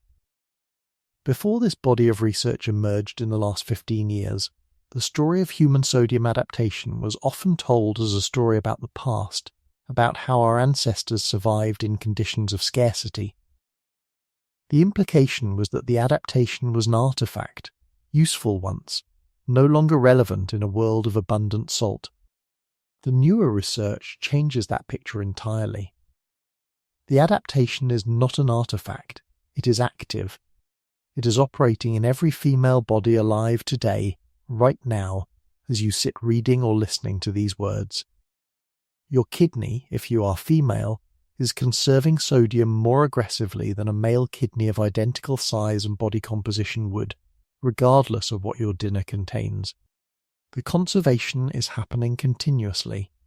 The system that drives it is the same system that operated in the body of Border Cave 3, and at Skhul, and at Dolní Věstonice. The genes are the same. The hormones are the same. The cellular machinery is the same. The only thing that has changed is the dietary context. And that is the counterintuitive finding. The female kidney did not simply leave a fossil record in the bones of women who lived 70,000 years ago. It left a living record in the bodies of women alive today, with all the same machinery still running, still calibrated for a world that no longer exists. The implications of this for women's health are significant and still emerging. The standard dietary guidelines for sodium intake, generally recommending around 10,300 milligrams per day for adults, were developed without specific reference to the sex differences in sodium handling that the recent research has documented. Whether female-specific recommendations should be lower, or whether the timing and distribution of sodium intake across the day matters differently for women, is an open question in current renal research. The Reckelhoff group and the Titzi group, along with others, are continuing to map the details. The picture is changing year by year, but the broad finding that the female kidney retains sodium more aggressively than the male kidney across a wide range of conditions is now well established and unlikely to be reversed. I want to come back to one piece of this finding that I find particularly striking, because it bears on something many women experience without quite knowing what they are feeling. There is a curious paradox in the data, which is that women who restrict their sodium intake too aggressively, going substantially below the standard dietary recommendation, sometimes show worse cardiovascular outcomes than women who consume moderate amounts of sodium. The female body, calibrated for low intake, does not respond optimally to very low modern intakes either. There appears to be a window, a range of sodium intake within which the female kidney operates optimally. Too much, and the conservation machinery contributes to hypertension. Too little, and the system goes into a more extreme conservation state that produces its own circulatory consequences. The window itself is the subject of active research. But the existence of a sex-specific optimal range, distinct from the male optimal range, is increasingly accepted in the renal physiology literature. What this means, in practical terms, is that the female kidney has its own physiological identity. It is not a smaller version of the male kidney. It is not a male kidney with hormonal seasoning added on top. It is a different organ, with different optimal operating conditions, calibrated by different evolutionary pressures, responding to different hormonal signals, and producing different clinical patterns in modern medical contexts. Women are not small men, and women's kidneys are not small men's kidneys. The Pleistocene built a different organ for the female body, and that organ is still in there, still working, still keeping score of every milligram of sodium that crosses its filter. Now we are ready for we have laid the foundation across 5 chapters of ancient evidence and 1 chapter of modern counterfinding. Every piece of the puzzle is on the table. The bones at Border Cave, the contradiction at Skhul, the hormonal mechanism, the geographic spread, the modern persistence. What remains is to bring all of this together into the complete statement of what 7,000 years of salt scarcity did to the female kidney, what the title has promised to prove from the first sentence of the hook. Chapter 7 is the place where that promise is honoured, in full, without rushing, without summarising, without raising its voice. The evidence is enough. We will lay it down. Chapter 7, what the Pleistocene built here, is what 70,000 years of salt scarcity did to the female kidney. The statement that follows is not speculation. It is the convergent conclusion of every line of evidence we have examined across the previous 6 chapters, brought together into a single picture for the first time. The female human kidney is an organ specifically calibrated by sustained natural selection across at least 2,800 generations, and likely many more, to retain sodium at the highest sustainable physiological rate of any mammalian renal system documented in the scientific literature. The calibration operates at 4 distinct levels, each of which has been independently documented in the research record and which we will now restate together. First, the structural level the female nephron presents, on average, a higher density of epithelial sodium channels at its working surface than the male nephron does, under identical hormonal stimulation. Second, the hormonal level, the female renin-angiotensin-aldosterone system shows enhanced sensitivity to sodium-conserving stimuli, with stronger amplification of the aldosterone signal at every step of the cascade. Third, the regulatory level, the female kidney's sodium handling is modulated across the menstrual cycle, intensified during pregnancy and lactation, and supported in the post-menopausal years by a parallel hormonal axis involving cortisol-related steroids. Fourth, the systemic level, the female body stores larger reserves of bound sodium in skin and skeletal muscle tissues, providing additional buffering capacity beyond what the kidney alone can manage. These 4 levels were not assembled in parallel. They were built sequentially across the deep evolutionary past in response to a single sustained selection pressure, the chronic difficulty for the female human body across most of its evolutionary history of obtaining enough sodium to meet the elevated demands of reproductive life. Every female ancestor in the long unbroken line from the first members of our genus to the women alive today either obtained enough sodium to support her reproductive function, or she did not.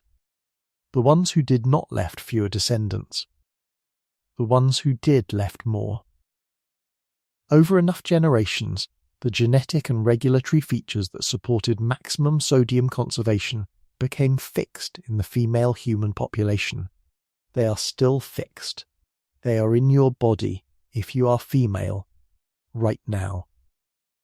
The geographic and chronological scope of the evidence supports this picture. We have looked at 6 independent sites: Border Cave in southern Africa, Klasies River mouth on the South African coast, Skhul on Mount Carmel in the Levant, Dolní Věstonice in Central Europe, Salkit on the Central Asian Plateau, and Cro-Magnon in southwestern France, with additional supporting evidence from Lake Mungo in Australia. The female skeletal mineral chemistry at all 6 sites is consistent. The chronological span covers from approximately 110,000 years ago to approximately 26,000 years ago. The geographic spread covers 4 continents and every major climate zone in which Pleistocene humans lived. The pattern is the same. The female kidney was the same. The conservation was the same. Modern physiological research, examined in detail in Chapter 6, confirms that the adaptation persists in living female bodies. The work of Liffert Vogt at Erasmus, of Jens Titze at the National Institutes of Health, of Jane Reckelhoff at the University of Mississippi, of Catherine Sandberg at Georgetown, and of Kurt Sigmund at the Medical College of Wisconsin, has over more than 30 years of cumulative research documented in molecular and clinical detail the same female sodium retention pattern that the Pleistocene skeletal record points to. The female kidney still conserves sodium more aggressively than the male kidney. The hormonal mechanisms are intact. The cellular machinery is intact. The skin sodium reservoirs are intact. The whole apparatus is operational in 2026, just as it was operational in 24,000 BCE. This is what 70,000 years of salt scarcity did to the female kidney. It built it into a permanent state of conservation that no longer turns off, because the genome that codes for it has not been altered by the few centuries of dietary abundance that some human populations have experienced. Evolution does not work that fast. The relaxation of selection pressure on sodium retention, where it has occurred at all, is too recent and too geographically limited to have made any measurable difference to the underlying physiology of the female body. Let me lay out the specific mechanistic claim in its complete form, because the title's promise requires it. In an adult female human body operating under normal hormonal cycling during reproductive life, the renal sodium reabsorption rate sits approximately 0.3 to 5 percentage points higher than in an adult male of equivalent body composition. This difference is small in absolute terms, but enormous in evolutionary consequence. Over the course of a year of adult life, the female kidney recovers approximately 800 to 12,100 milligrams of additional sodium that the male kidney would lose. Over the course of a 40-year reproductive life, that adds up to between 32 and 48 grams of additional sodium retained enough to sustain a fetus through several pregnancies and lactations on dietary intakes that would otherwise be inadequate. The difference is the margin that made Pleistocene reproduction possible. The pregnancy state intensifies the difference dramatically. By the third trimester, the female kidney is reabsorbing approximately 7% of filtered sodium, compared to the non-pregnant rate of approximately 99.4% and the male rate of approximately 99.0 to 99.2%. The 0.5 percentage point pregnancy enhancement allows the expanding maternal blood volume to be supported without depletion of the maternal sodium pool. The hormonal driver is the dramatic rise in estradiol, which acts on receptors in the renal tubule to increase ENaC channel insertion and sodium recovery. The system is, by the third trimester, operating at the upper limit of mammalian renal capacity. Lactation extends the demand. Human milk contains approximately 150 to 200 milligrams of sodium per litre. A nursing infant consuming roughly 800 millilitres per day takes approximately 120 to 160 milligrams of sodium directly from the mother. Multiplied across the multi-year nursing periods typical of pre-agricultural human populations, this represents a substantial cumulative sodium transfer from mother to child. The maternal kidney compensates by maintaining enhanced reabsorption throughout the lactation period, regulated by the elevated prolactin levels that sustain milk production. The female body across pregnancy and lactation combined can sustain itself on dietary sodium intakes that would be physiologically insufficient for a non-reproductive female and grossly insufficient for any adult male. The kidney makes this possible. The bone calcium coordination, documented at school and discussed in Chapter 3, fits into this picture as an integrated subsystem. The female body, under sodium scarcity, also conserves calcium aggressively, because both ions are needed for the demands of pregnancy sodium for blood volume expansion, calcium for fetal skeletal development. The same hormonal signals that drive renal sodium retention also drive calcium retention in the female body, through the action of estradiol on bone cells and on the calcium sensing apparatus of the renal tubule. The result is a body that holds onto its minerals, all of them, in a coordinated way that supports reproductive function even under conditions of severe dietary scarcity. The historical implications of this adaptation are worth stating clearly. The successful expansion of anatomically modern humans out of Africa and across every habitable continent during the late Pleistocene depended on the reproductive capacity of female bodies operating in environments that were often hostile to reproduction. Sodium scarcity was one of many challenges, cold was another, predation was a third, disease was a fourth. The female kidney's conservation system addressed the sodium challenge with a precision that allowed populations to expand into territories where reproduction would otherwise have been marginal at best. Without this adaptation, the human migration into the high latitudes of Eurasia, the high altitudes of the Asian plateau, and the deep inland deserts of Australia and North America would have been considerably more difficult than the archaeological record indicates it actually was. The kidney was, in a real sense, one of the enabling technologies of the human species' geographic success. Sex differences in human biology are sometimes a contested topic in popular discussion, with concerns about overemphasis on biological distinction or about extrapolation from limited evidence. The female kidney's sodium conservation is not such a topic. The evidence is overwhelming. It comes from independent laboratories on 3 continents. It is replicated in clinical populations, in experimental animal models, in molecular biology studies of the relevant transport proteins, and in the skeletal record of women going back more than 100,000 years. It is one of the most thoroughly documented and least controversial sex differences in the human body. And it is a difference that matters for understanding the deep evolutionary past, and for understanding why the modern female body behaves the way it does when confronted with the dietary environment of the contemporary world. Let me describe what this looks like in the body of a woman alive today.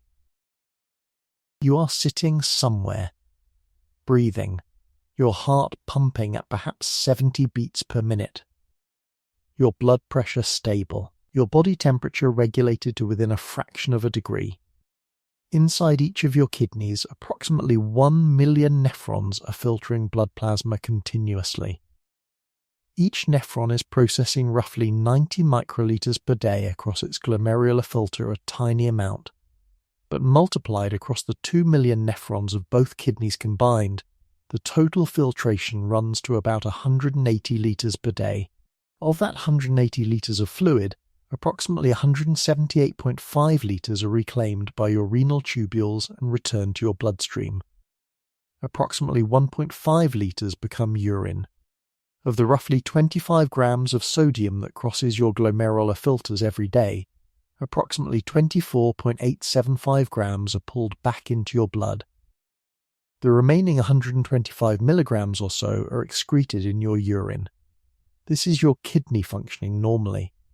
It is also your kidney conserving at the level the Pleistocene built it to conserve. If you eat a salty meal, say, a soup with 3 grams of added salt, your kidney will not immediately dump the excess. It will increase excretion gradually over the following 12 to 24 hours, and in the meantime the additional sodium will be distributed into your extracellular fluid, where it will pull water with it. Your plasma volume will expand slightly, your weight will rise by 200 to 400 grams overnight. In the morning your rings will feel snugger, and your face may look slightly fuller. By the following day, the excess will have largely been excreted, and your weight and fluid balance will normalize. This is the standard female response. The kidney does not handle excess sodium with the same urgency that the male kidney does. The conservation system retains and only reluctantly releases what the body genuinely cannot use. In a Pleistocene context, this response was perfectly suited to survival.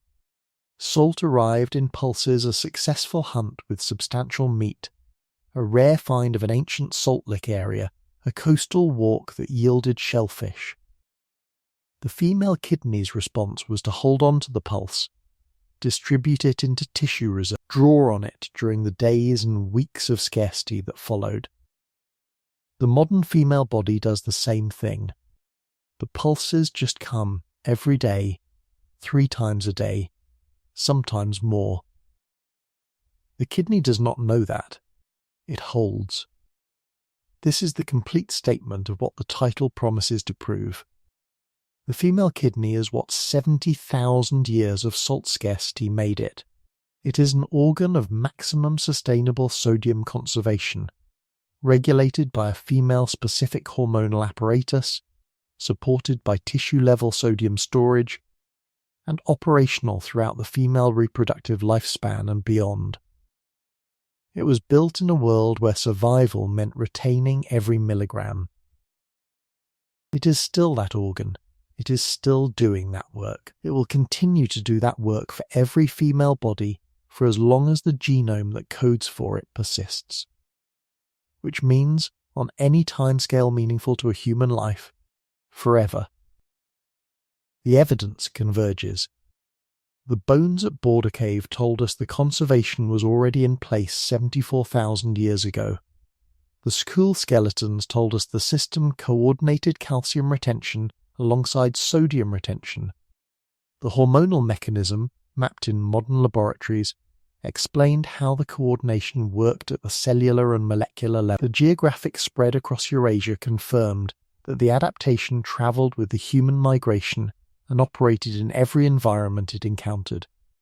The modern counterfinding showed that the adaptation persists in living female bodies, with all the same machinery active and operating, regardless of dietary context. Every piece points to the same conclusion. The female kidney is a Pleistocene organ in a modern body, doing the work it was built to do, day after day, year after year, across a lifetime and across the generations that will follow. I want to give you one image to carry from this chapter, because the technical detail is dense and an image will help it lodge in memory.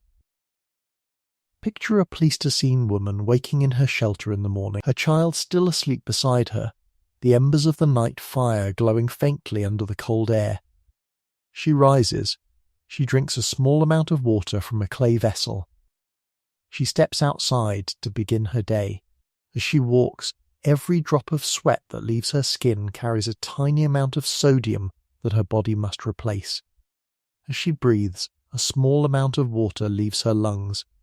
As she works, she expends salt and energy and water at a rate her diet cannot quite replace. And in the small organs above her kidneys, the adrenal glands are releasing aldosterone. In her renal tubules, the cells are presenting their sodium channels in maximum array. In her skin and muscles, the bound sodium reserves are slowly cycling, releasing what is needed and storing what little surplus arrives. She does not know any of this. She has no word for kidney. She has no concept of sodium. She has no model for the hormonal cascades that are keeping her alive. She simply lives. She walks. She nurses her child. She digs tubers from the cold earth. She returns at evening to her shelter. And her body, calibrated by her ancestors and the generations before them, keeps her in balance.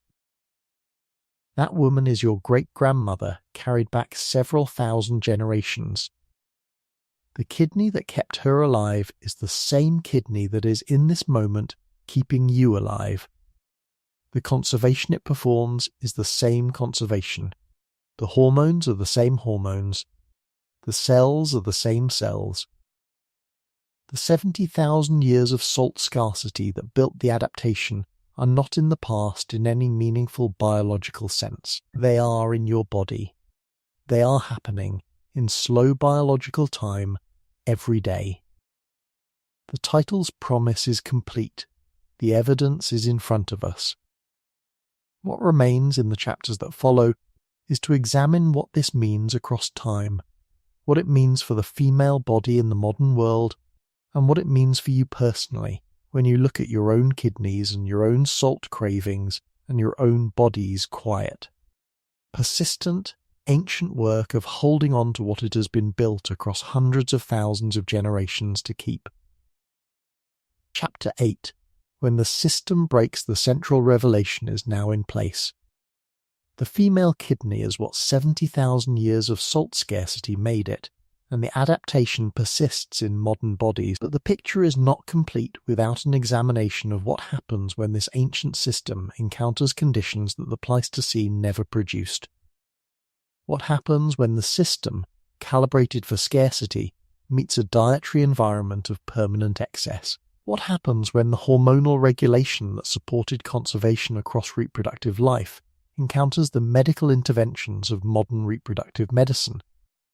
What happens when the conservation system is disrupted by disease, by aging, by surgery, or by the medications used to treat other conditions? The expanded consequence of the adaptation we have traced the seventh revelation of this script is that the female kidney's conservation system, so beautifully suited to the world that built it, is also the source of a series of vulnerabilities that modern medicine has only recently begun to map.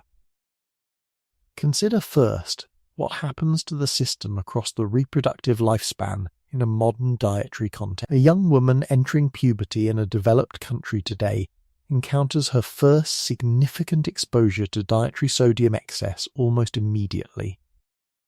Processed foods, restaurant meals, snack foods, and convenience products typically deliver between 3,000 and 6,000 milligrams of sodium per day, depending on the cultural and economic context.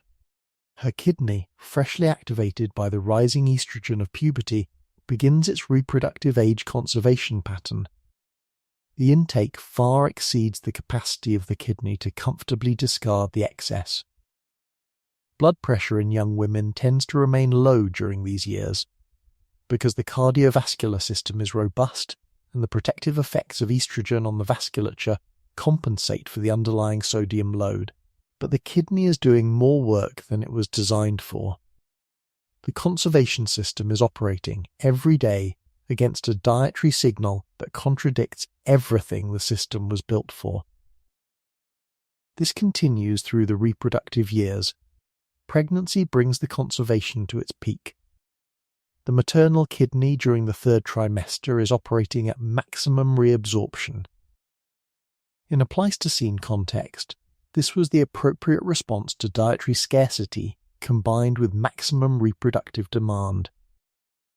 In a modern context, with abundant dietary, the same maximum reabsorption produces a pattern of fluid retention, blood pressure elevation, and edema that has become familiar to obstetric medicine as one of the routine challenges of late pregnancy. The condition called pregnancy-induced hypertension, which affects between 6 and 10% of modern pregnancies, is in part a consequence of an ancient renal system operating in a dietary environment it was never built to encounter. The work of mapping this connection has been pursued by a number of research groups, including the Brown Group at the University of New South Wales we mentioned in Chapter 4, and more recently by Vesna Garovich and her colleagues at the Mayo Clinic, who have documented in detail the renal hemodynamic changes underlying pregnancy hypertension and the related but more severe condition called preeclampsia.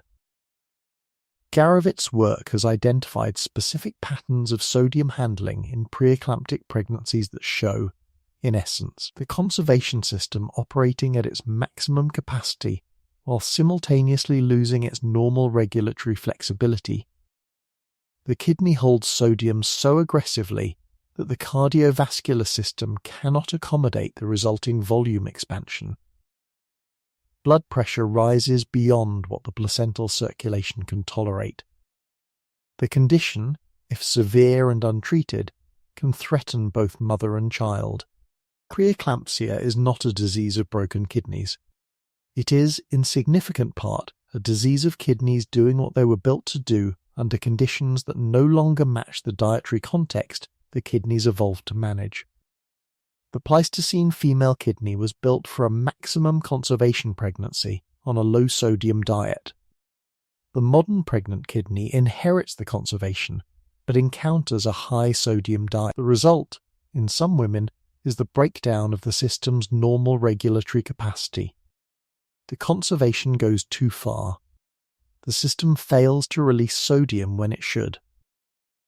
The cardiovascular consequences accumulate. This is one example of what happens when the ancient system meets the modern environment and cannot quite manage the mismatch. There are others. After menopause, the system shifts again. Estradiol falls to a small fraction of its reproductive era levels. The estrogen-mediated enhancement of the renal sodium conservation system loses much of its drive, but the underlying genetic and regulatory architecture is unchanged. The cells of the renal tubule still express the same genes. The hormonal signaling pathways still operate, but with diminished input. The kidney enters a new state still calibrated for conservation, but with less of the fine-grained modulation that the cycling reproductive hormones once provided. The consequences of this shift are well documented in modern medicine, although the evolutionary framing we have been developing is not always part of the discussion. Postmenopausal women show, on average, higher resting blood pressure than they did during their reproductive years. The rise begins within a few years of the final menstrual period and continues across the following decades. By age 70, the average woman has higher systolic blood pressure than the average age-matched man. The cardiovascular consequences include increased risk of stroke, heart failure, and the form of heart muscle thickening called left ventricular hypertrophy, which has been shown by Reckelhoff's group and others to be more strongly correlated with dietary sodium load in postmenopausal women than in men. The mechanism behind this pattern fits the evolutionary story. The female kidney, with its genetically programmed conservation bias, no longer has the protective cyclical modulation of estrogen. It continues to retain sodium aggressively, but without the dynamic regulation that previously kept the retention from accumulating problematically. Add a modern dietary sodium load, and the result is exactly what the clinical literature describes: rising blood pressure, increasing cardiovascular strain, and the eventual development of the conditions that account for the leading causes of death in older women across the developed world. Modern medicine has developed effective treatments for these conditions. The diuretic medications, which directly increase urinary sodium excretion, work well in older women because they intervene precisely at the point of the conservation bias. They tell the kidney chemically to release more sodium than it would naturally choose to release. The renin-angiotensin blockers, which interrupt the upstream hormonal signaling, also help, although as we noted in Chapter 6, they tend to be somewhat less dramatically effective in postmenopausal women than in men. The lifestyle interventions, particularly dietary sodium reduction and increased physical activity, work for fundamental biological reasons. They bring the dietary environment closer to the conditions the female kidney evolved to operate in. I want to take a moment to address something that often comes up when this material is discussed. There is a common framing in popular health discussions that suggests dietary salt is harmful for everyone, and that reducing salt intake to very low levels is universally beneficial. The evidence we have been examining suggests that this framing is too simple.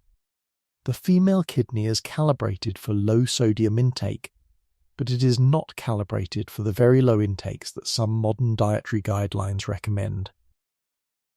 The optimal range for the female body appears to be somewhere between 5,500 and 3,000 milligrams per day, depending on age, activity level, and reproductive status. Below 1,500 milligrams per day, the kidney's conservation system can shift into a state of extreme retention that produces its own cardiovascular consequences, including elevated levels of stress hormones and increased risk of cardiovascular events in some populations. Above 3,000 milligrams per day, the gradual accumulation of sodium in skin and tissue reserves contributes to the rising blood pressure pattern of older life. The window is real. The female body has an optimal range. Modern dietary guidelines, when they exist as a single recommendation applied to all adults, miss the female-specific calibration. The 8th chapter is also where we can examine what happens when the system is disrupted by specific medical conditions.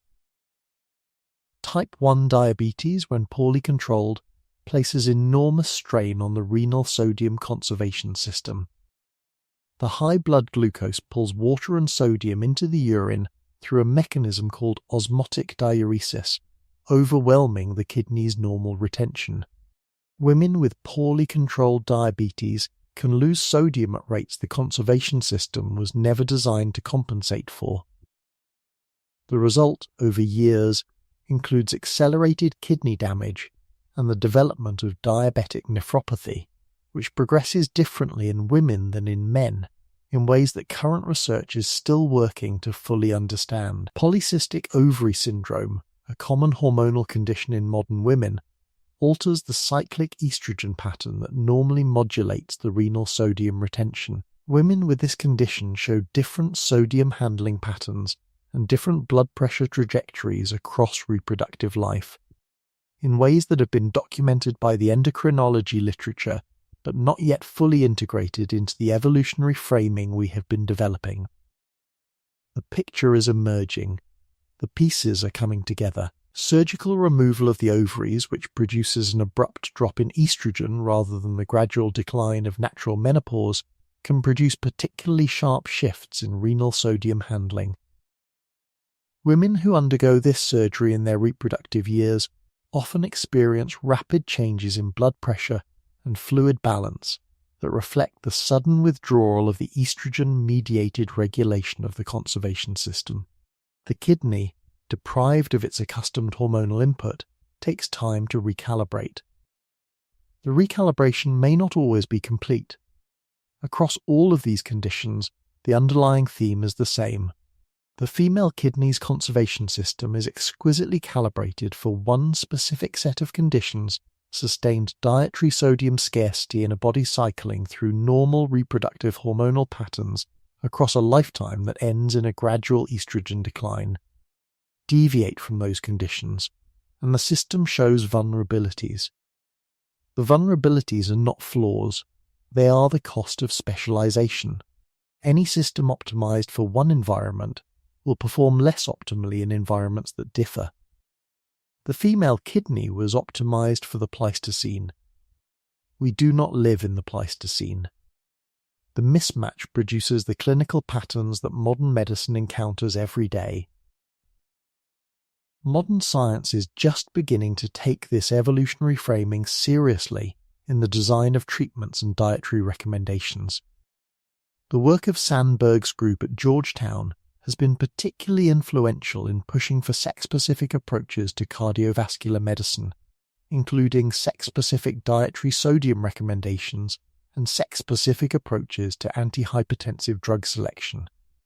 The Heart, Lung and Blood Institute of the United States National Institutes of Health has, in the last decade, begun requiring sex-disaggregated data in cardiovascular research, which is producing a slow but steady flow of female-specific findings that confirm and extend the picture we have been developing. The field is changing. The next 20 years will likely see major shifts in how women's cardiovascular health is understood and managed, based on the recognition that the female body is not a smaller version of the male body, but a different physiological system with different optimal operating conditions. For the older woman watching this video, what does this all mean in practical terms? It means that the conservation system that has kept you alive for your entire life is still operating. It is doing exactly what 70,000 years of selection built it to do. The fact that it sometimes produces the patterns that modern medicine treats with diuretics or blood pressure medications is not a failure of your body. It is the consequence of an ancient system meeting a modern dietary environment. Your kidney is not broken. It is doing its job. The job was designed for a different world than the one you live in. The mismatch is what creates the modern patterns. Understanding this can change how a woman thinks about her own body. The salt cravings that arise in particular states of activity or stress are not random urges. They are signals from a system that has known, across hundreds of thousands of generations, that sodium is precious. The fluid retention that becomes more noticeable with age is not a sign of decline. It is a sign of a conservation system that is still doing its work even as the hormonal modulation around it changes. The slight tendency to swell after a salty meal is not a defect. It is the same response your ancestors had to a salty meal 50,000 years ago. Performed by the same kidney, regulated by the same hormones, accomplished by the same cellular machinery. What we lose when we frame these patterns purely in terms of modern medical pathology is the recognition that they emerge from a system that has been the foundation of female biological survival for the entire span of human existence. The system is not failing in modern conditions. It is succeeding too well. The conservation that was once the difference between survival and slow loss is now contributing to the conditions that develop when conservation continues in an environment of plenty. Chapter 8 closes with a thought that bridges into Chapter 9. The female kidney is yours. It is in your body right now. It is doing the work it has been doing all of your life, and that your ancestors' kidneys have been doing for tens of thousands of years before you. The next chapter is the most personal in this script. It speaks directly to the experience of carrying this ancient organ in a modern body to the specific bodily sensations, the cravings, the patterns of fluid balance, the responses to stress and to weather and to age that come from living with a Pleistocene kidney in 2026. The ancient and the personal will meet, in your own body, in the chapter that follows. Chapter 9, The Body You Are Living In. What does it actually feel like, in your body, to carry this kidney? What does the Pleistocene look like from the inside of a modern woman's daily life? The shift in this chapter is from the evidence we have assembled in the previous 8 chapters to the lived experience of having that evidence written into the body you wake up in every morning. This is the chapter where the ancient becomes immediate, where the physiology becomes recognizable, where what your ancestors' bodies knew without language becomes something your own body has been telling you, perhaps for decades, that you may not have had the framework to fully hear. Begin with the simplest thing. The soul. Almost every woman over the course of her life has had the experience of finding herself, in a particular moment, suddenly and specifically wanting something salty. The craving has a different texture than a sweet craving or a hunger craving. It is more focused.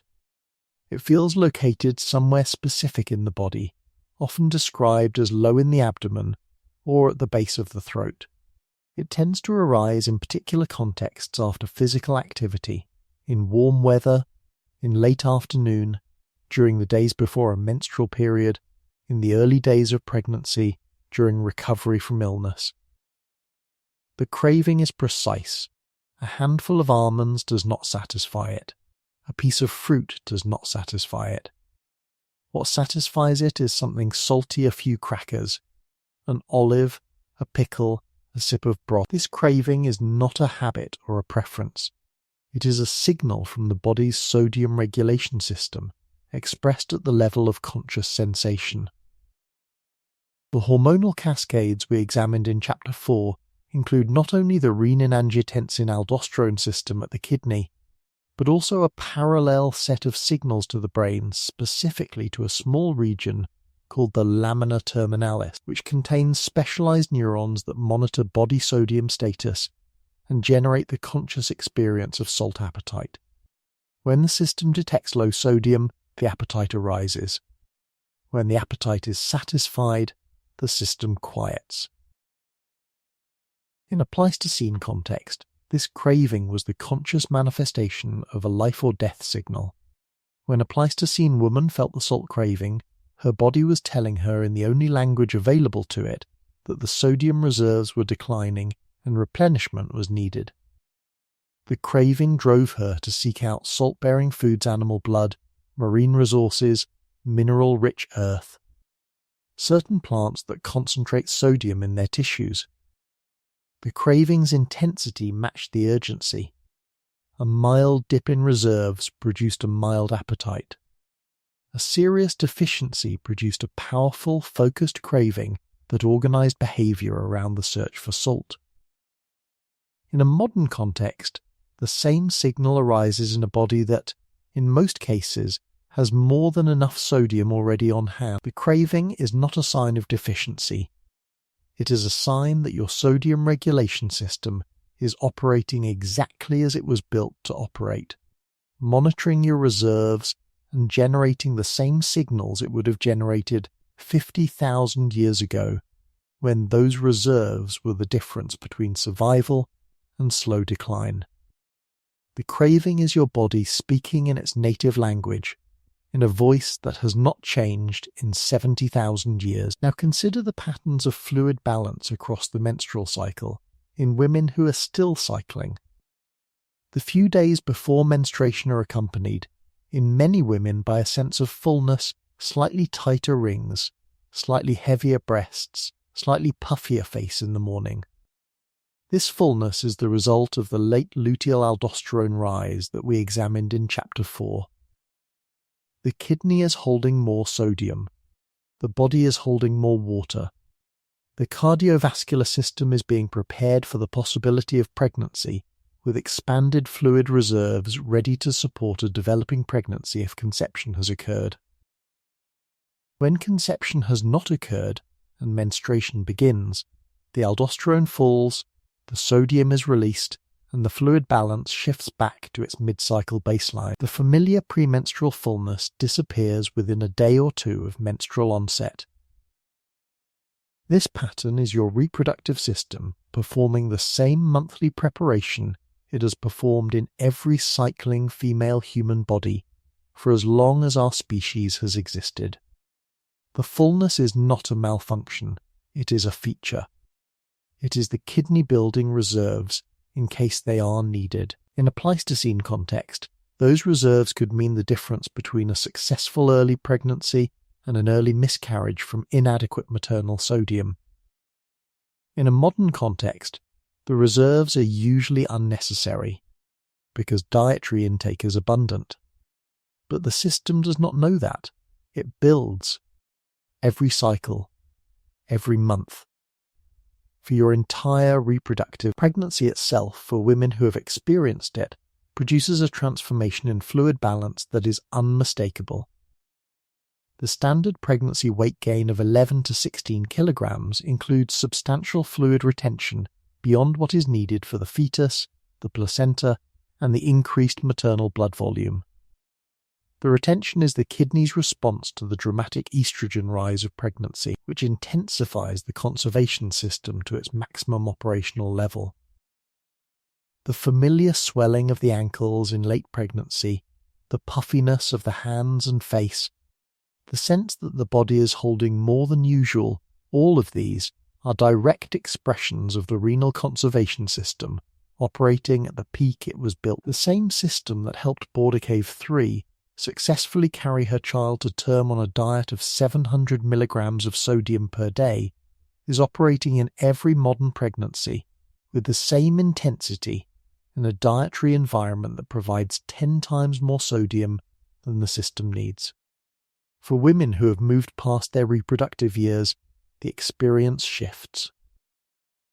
The clear monthly pattern of premenstrual fullness, the intense fluid changes of pregnancy and lactation are in the past. What remains is a quieter, more sustained interaction with the body's sodium economy. Many older women describe a new sensitivity to salt meals that were unremarkable in middle age now produce noticeable swelling. Rings that fit comfortably for decades now feel tight after certain. The face in the morning looks slightly different than it did at 50. These changes are the signature of the postmenopausal renal system we examined in Chapter 8. The conservation continues, but the dynamic regulation has changed. The kidney holds, with somewhat less flexibility than it once had, what the diet provides. There is also, for many older women, a different relationship to heat and physical exertion. Activities that produced a clean recovery in younger years now sometimes leave a sense of lingering imbalance, a slight fatigue, a need for rest, a craving for salty food that arrives more strongly than it once did. This pattern reflects the kidney's response to sweat sodium losses in a body that no longer has the full reproductive era machinery for rapid sodium replacement. The Pleistocene system is still there. It is doing its work. The work is just calibrated to a different stage of life now. I want to pause and ask you something directly, because we are now in the territory where your own experience may be the best evidence of what we have been describing. In the years past your reproductive life, have you noticed your body talking to you differently about salt, perhaps wanting it more in certain conditions, perhaps holding it differently after meals, perhaps producing patterns of fluid balance you did not experience in your younger years? If you have, what you have been noticing is the conversation between your ancient kidney and your modern dietary environment, conducted in the language of bodily sensation across decades of life. Your body has been telling you, in its own way, what 70,000 years of evolution built into it. The question is whether what we have been examining in this script gives you finally the framework to understand what your body has been saying all along. Let me describe how the Pleistocene shows up in a modern day in another way. Consider what happens when a woman becomes ill with a stomach virus that causes vomiting or diarrhea. The illness produces rapid losses of sodium along with water. The body responds with intense thirst, a craving for salty foods during the recovery phase, and a period of several days afterward during which the kidney works to rebuild the sodium reserves through aggressive retention of every milligram that arrives. In a Pleistocene context, this response was essential. Illness in a population without medical care could deplete the body's reserves rapidly, and the recovery system had to be fast and effective. In a modern context, the same system operates with the same intensity, even when dietary replacement is generously available. The craving for soup, for crackers, for the salty foods that comfort during the recovery from a stomach illness, this is the Pleistocene response, intact, in your body, in 2026. Consider what happens during hot weather. The body's response to heat includes increased sweating, which produces sodium losses. The kidney's response is to intensify reabsorption from the urine, and the brain's response is to increase salt appetite and thirst. Women in their 60s and 70s often report a particular sensitivity to hot weather, a desire for salty foods, a need for cool fluids, a sense that the body is working harder to maintain itself in the heat than it used to. This sensitivity reflects the interaction between the aging cardiovascular system and the lifelong sodium conservation machinery. The kidney is still pulling back what it can. The system is just managing a slightly different overall fluid balance than it did in earlier life. Consider what happens with the foods you reach for during periods of high stress. Many women describe an increased pull towards salty foods during stressful periods, the bag of pretzels during a difficult work week, the soup that feels comforting after a hard day. This pull is partially explained by the cortisol-driven activation of the sodium retention system during stress. Cortisol, the body's primary stress hormone, has weak but real effects on the same renal pathways that aldosterone works through. During stress, the kidney increases sodium retention slightly, the brain increases salt appetite, and the conscious experience is a craving for salty comfort foods. The system is treating stress as an emergency that may demand additional bodily resources. The Pleistocene response to stress predator avoidance, escape, sustained physical effort required sodium. The modern response to office stress activates the same pathways with the same chemical signals, even though the actual demand on the body is different. In all of these examples, what your body is doing is what your great-grandmother's bodies did, going back many generations, in response to the same biological demands. The mechanisms are the same, the signals are the same, the sensations are the same. The only thing that has changed is the world around the body. Your body is not new. Your body is very old. The kidney inside you is, in every meaningful biological sense, the same kidney that operated in the body of every female ancestor in your direct line of descent for the entire history of our species. It has been doing the same work the entire time. It is still doing it now. There is, I think, something quietly remarkable about understanding this. The body you live in is not the result of your individual life choices alone. It is the cumulative inheritance of a very long line of mothers, each of whom passed her biology to her daughters, each of whom carried within her the same ancient kidney and the same ancient hormonal system and the same ancient sodium economy that allowed her line to continue. You are the current expression of that line. The kidney inside you is the latest version of the same organ that operated in every one of your ancestors, back to the deep Pleistocene.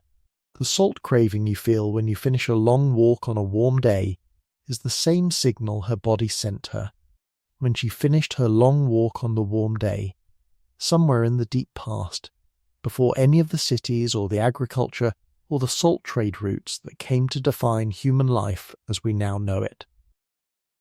What does it mean to walk through your day with this awareness? It means that the small moments of your body's communication with you, the cravings, the fullness, the responses to weather and stress and food, are not isolated events. They are the latest entries in a very long conversation between the female body and the world it has been adapted to survive in. The conversation has been going on for at least 70,000 years on the timescale of this script, and considerably longer than that if we include the deeper evolutionary history of the genus Homo. You are part of that conversation. You always have been. The script we have been writing across these chapters is, in one sense, just a translation of what your body has been telling you in its own language all along. Chapter 10 will resolve the narrative arc we have built. There is one more piece of evidence I have been holding back, deliberately, until the very end of the script. It is the finding that for me cast everything that came before in a slightly deeper light when I first encountered it. It comes from a site that we have not yet discussed, from a research team whose work has not yet been mentioned, and from a measurement that I find genuinely moving for what it suggests about the depth of what 70,000 years of salt scarcity did to the female kidney. Chapter 10 will tell that story, and then we will reach the conclusion together. Chapter 10, the last finding at Sungir. The site is called Sungir. It sits on the bank of a small river in what is now the Vladimir region of European Russia, about 200 kilometers east of Moscow. The site was discovered in 1955 during the construction of a brick factory, and excavations led by Otto Bader through the 1960s and 1970s recovered some of the most extraordinary Upper Paleolithic burials known to science. The burials date to approximately 32,000 years ago, in the middle of the last glacial period, when the region around the site was an open steppe tundra landscape with mammoth and reindeer and severe winter cold. Among the Sungir burials is an adult female catalogued as Sungir 1, an older woman who lived to perhaps her late 40s or early 50s, a remarkable age in the Upper Paleolithic, where average life expectancy at adulthood ran considerably shorter. She was buried with extraordinary care, her body adorned with thousands of ivory beads laboriously carved from mammoth tusk, suggesting that her community placed her among its most valued members. Her skeleton is largely complete and has been the subject of analysis by a series of research teams over the decades since her discovery, most thoroughly in recent years by a group led by Erich Trinkas, working in collaboration with Russian colleagues at the Institute of Ethnology and Anthropology in Moscow.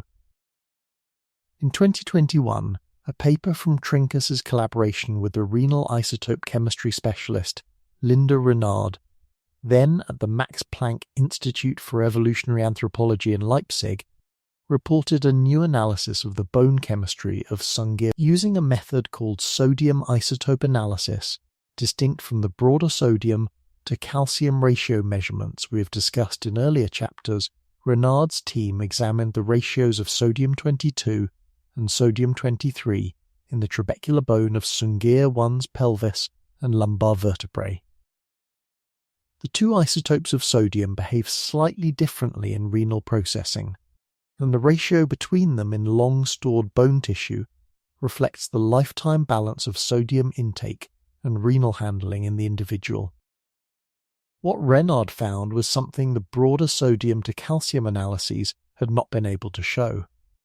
The sodium isotope ratio in Sungir 1's bone indicated not merely sustained conservation across her life, but conservation that had intensified across her later years.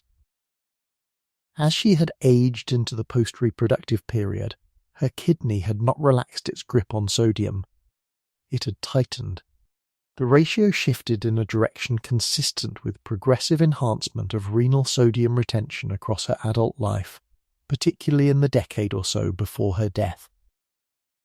This is the final finding of our script, and it adds something important to everything we have already built. The female kidney in the Pleistocene did not simply conserve sodium during reproductive life and then ease into a more relaxed state afterward. It continued, it maintained. In the case of Sungir 1, it intensified. The older woman, in the Upper Paleolithic, was a woman whose kidney had been working at conservation for decades, refining its work, deepening its capacity, providing the mineral foundation for a life that extended well past the years of childbearing, into a stage when she could pass her accumulated knowledge about plants, about weather, about birth, about death to the younger members of her community.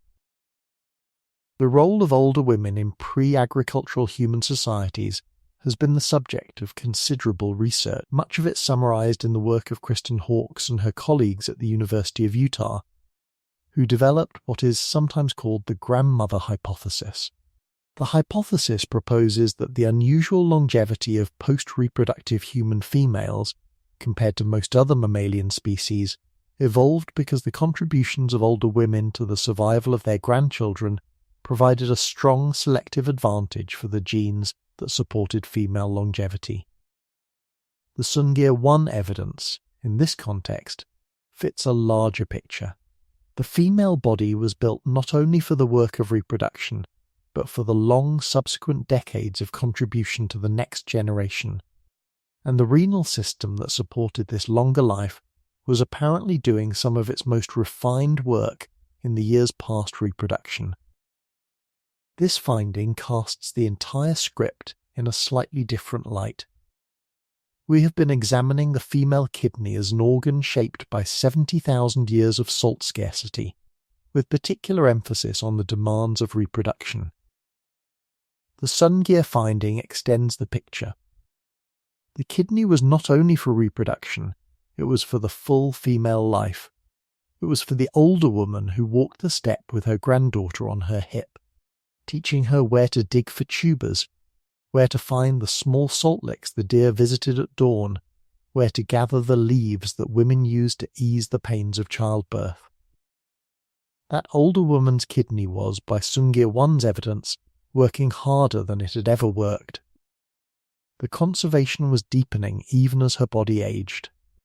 The system was supporting her, decade after decade, well past the point at which her body had any direct reproductive function to support. I find this genuinely moving. There is a tendency in much of biology to frame the female body in terms of reproduction, as if reproduction is the explanation for all female-specific features. The Sungir evidence suggests a richer story. The female body, including the kidney, was built across deep time not only for the reproductive years, but for the longer arc of a female life, including the post-reproductive decades during which older women contributed to their communities in ways that mattered for the survival of the entire population. The kidneys continued, and even intensifying conservation across this longer life is a small but striking indicator that the body's adaptive priorities did not stop at menopause. They extended further. What does this mean for an older woman watching this script today? It means that the kidney inside you, in your 60s or 70s or 80s, is not a kidney winding down. It is a kidney that, by the evidence of the deepest paleopathological record, may be performing some of its most refined work right now. The conservation that supported your reproductive years is supporting you still, and supporting it in ways that the recent science is just beginning to understand.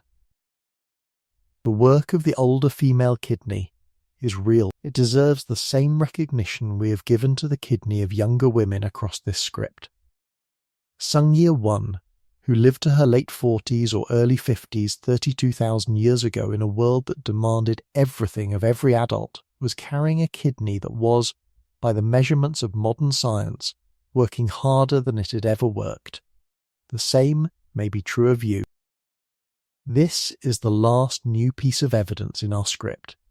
Everything else we have examined: border cave, Skhul, the hormonal mechanism, the geographic spread across Eurasia, the modern counterfinding, the lived experience in modern bodies, all of it fits with this final addition from the bones of an older woman buried with ivory beads in the cold ground of glacial Russia 32,000 years ago.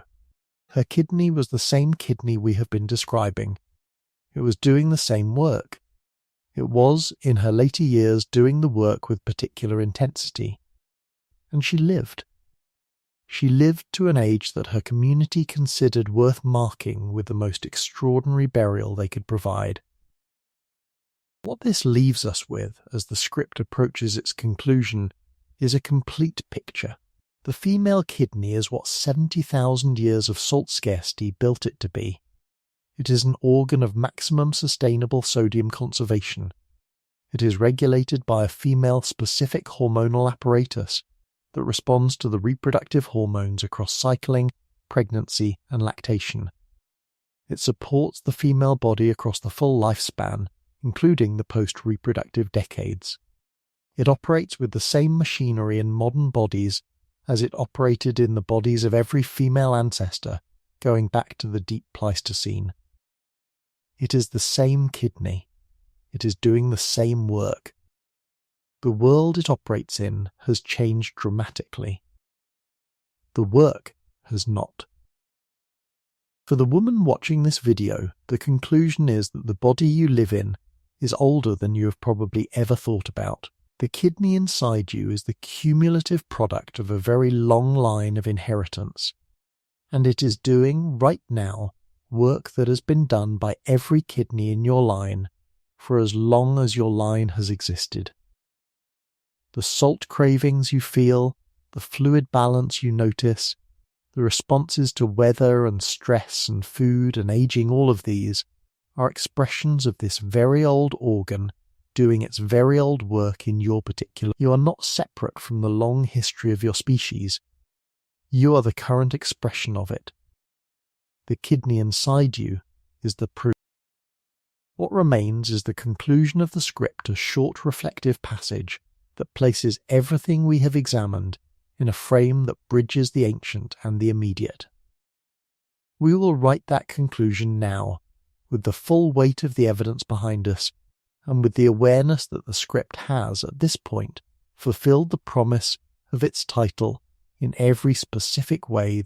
Let me say one final thing about Sungir 1 before we move to the conclusion, because she deserves it. She was, by every reasonable interpretation of the archaeological evidence, an important member of her community. The thousands of ivory beads with which her body was adorned represent perhaps 1,000 hours of skilled craftwork by other members of her community work that would have been done specifically for her burial, by people who valued her enough to invest that effort. She lived long. She mattered. And her body, when it finally settled into the cold ground of the steppe, carried within its bones the chemical record of a kidney that had been working extraordinarily hard for the better part of 50 years to keep her in mineral balance through a life that demanded everything of her. The same kidney is in you. It is doing the same work. It will continue to do the work for the rest of your life, with the same diligence, the same precision, the same quiet competence that Sungir 1's kidney offered her. It is one of the small, remarkable facts of being a woman alive today that the organ inside you doing this work is in every meaningful biological sense the same organ that did this work for her, and for everyone in the chain between her and you. 70,000 years of salt scarcity built this kidney. The kidney is yours. It is keeping you alive. The conclusion follows. Conclusion there is a moment, in any long examination of the human body's deep past, when the past stops being something that happened to other people in other times, and becomes something that is happening, right now inside the body of the person doing the examining. That moment for me came during the work that became this script somewhere between reading the bone chemistry of Border Cave 3 and reading the sodium isotope ratios from Sungir 1. The realization was simple. These women's bodies are not gone. The kidney that operated in Border Cave 3 is operating in every living woman today. The kidney that worked harder as Sungir 1 aged is the kidney that may be working harder. Right now, in the body of every grandmother watching this video on a quiet evening in 2026. The female body has always been older than it looks. It is older than the houses we live in, older than the languages we speak, older than the borders that organize our maps. The organs inside it carry the cumulative inheritance of every woman who came before, in an unbroken line of mothers and daughters extending back further than memory or written record reaches. The kidney, in this story, is one organ among many that carry this inheritance. There are others. The bones of the female pelvis carry their own deep history. The structures of the female breast carry theirs. The patterns of female fat deposition, the architecture of the female cardiovascular system, the chemistry of the female stress response, each of these has its own version of the story we have just told about the kidney. The female body is, in this sense, an archive. The archive is alive. It is doing its work in every female body alive today. What does it mean? It means, I think, that the body you live in deserves a particular kind of respect. Not the respect of celebration or worship, which can be empty. The respect of recognition. The recognition that your body is not new, that it has been doing what it does for a very long time, that the patterns it produces are not malfunctions or weaknesses, but the operating signatures of a system calibrated by the longest education any organ can receive the education of natural selection across hundreds of thousands of years. The salt craving you felt this afternoon, if you felt one, was an old voice speaking. The fullness in your fingers when you woke up this morning, if you noticed it, was old work being done. The slow shift in how your body has handled food and weather and physical effort across the decades of your adult life is the long arc of a body that has carried, across all of those decades, the same ancient machinery into each new stage of life. There is also, I think, a kind of comfort in this knowledge. Not the comfort of having one's beliefs confirmed, but the comfort of being placed in a longer story than the one we usually tell ourselves. We are, most of us, very focused on the immediate, the day, the week, the year, the season of our own life. We forget that we are also part of something much longer than any of these. The kidney inside you, doing its quiet work right now, is a thread connecting you to every woman who has ever been your ancestor, not as metaphor, as fact. The genes that built that kidney came from her. The hormonal calibrations that regulate it were shaped by the conditions she lived through. The conservation it performs every day is the same conservation that kept her alive long enough for her line to continue, all the way down to you. I think there is something quietly important in knowing this, particularly for older women, who carry in their bodies the most refined and most accumulated expression of this long history. Sun Yat-sen's kidney was working hardest at the end of her life. Your kidney, if you are older, may also be doing some of its most precise and demanding work now. That work matters. It deserves recognition. It is one of the ways your body has carried you, and continues to carry you, through the life you are living. Let me end with a question, because I genuinely want to know. Now that you have heard what 700 years of salt scarcity built into the female body, what your kidney has been doing, all this time, in the quiet background of your daily life, does anything you have felt in your own body across the years suddenly make a different kind of sense? I am asking because I am working on the next video in this series, and what you have noticed in your own body is the best guide I have to which questions matter most. Tell me in the comments what now makes sense that did not before. I will read every answer,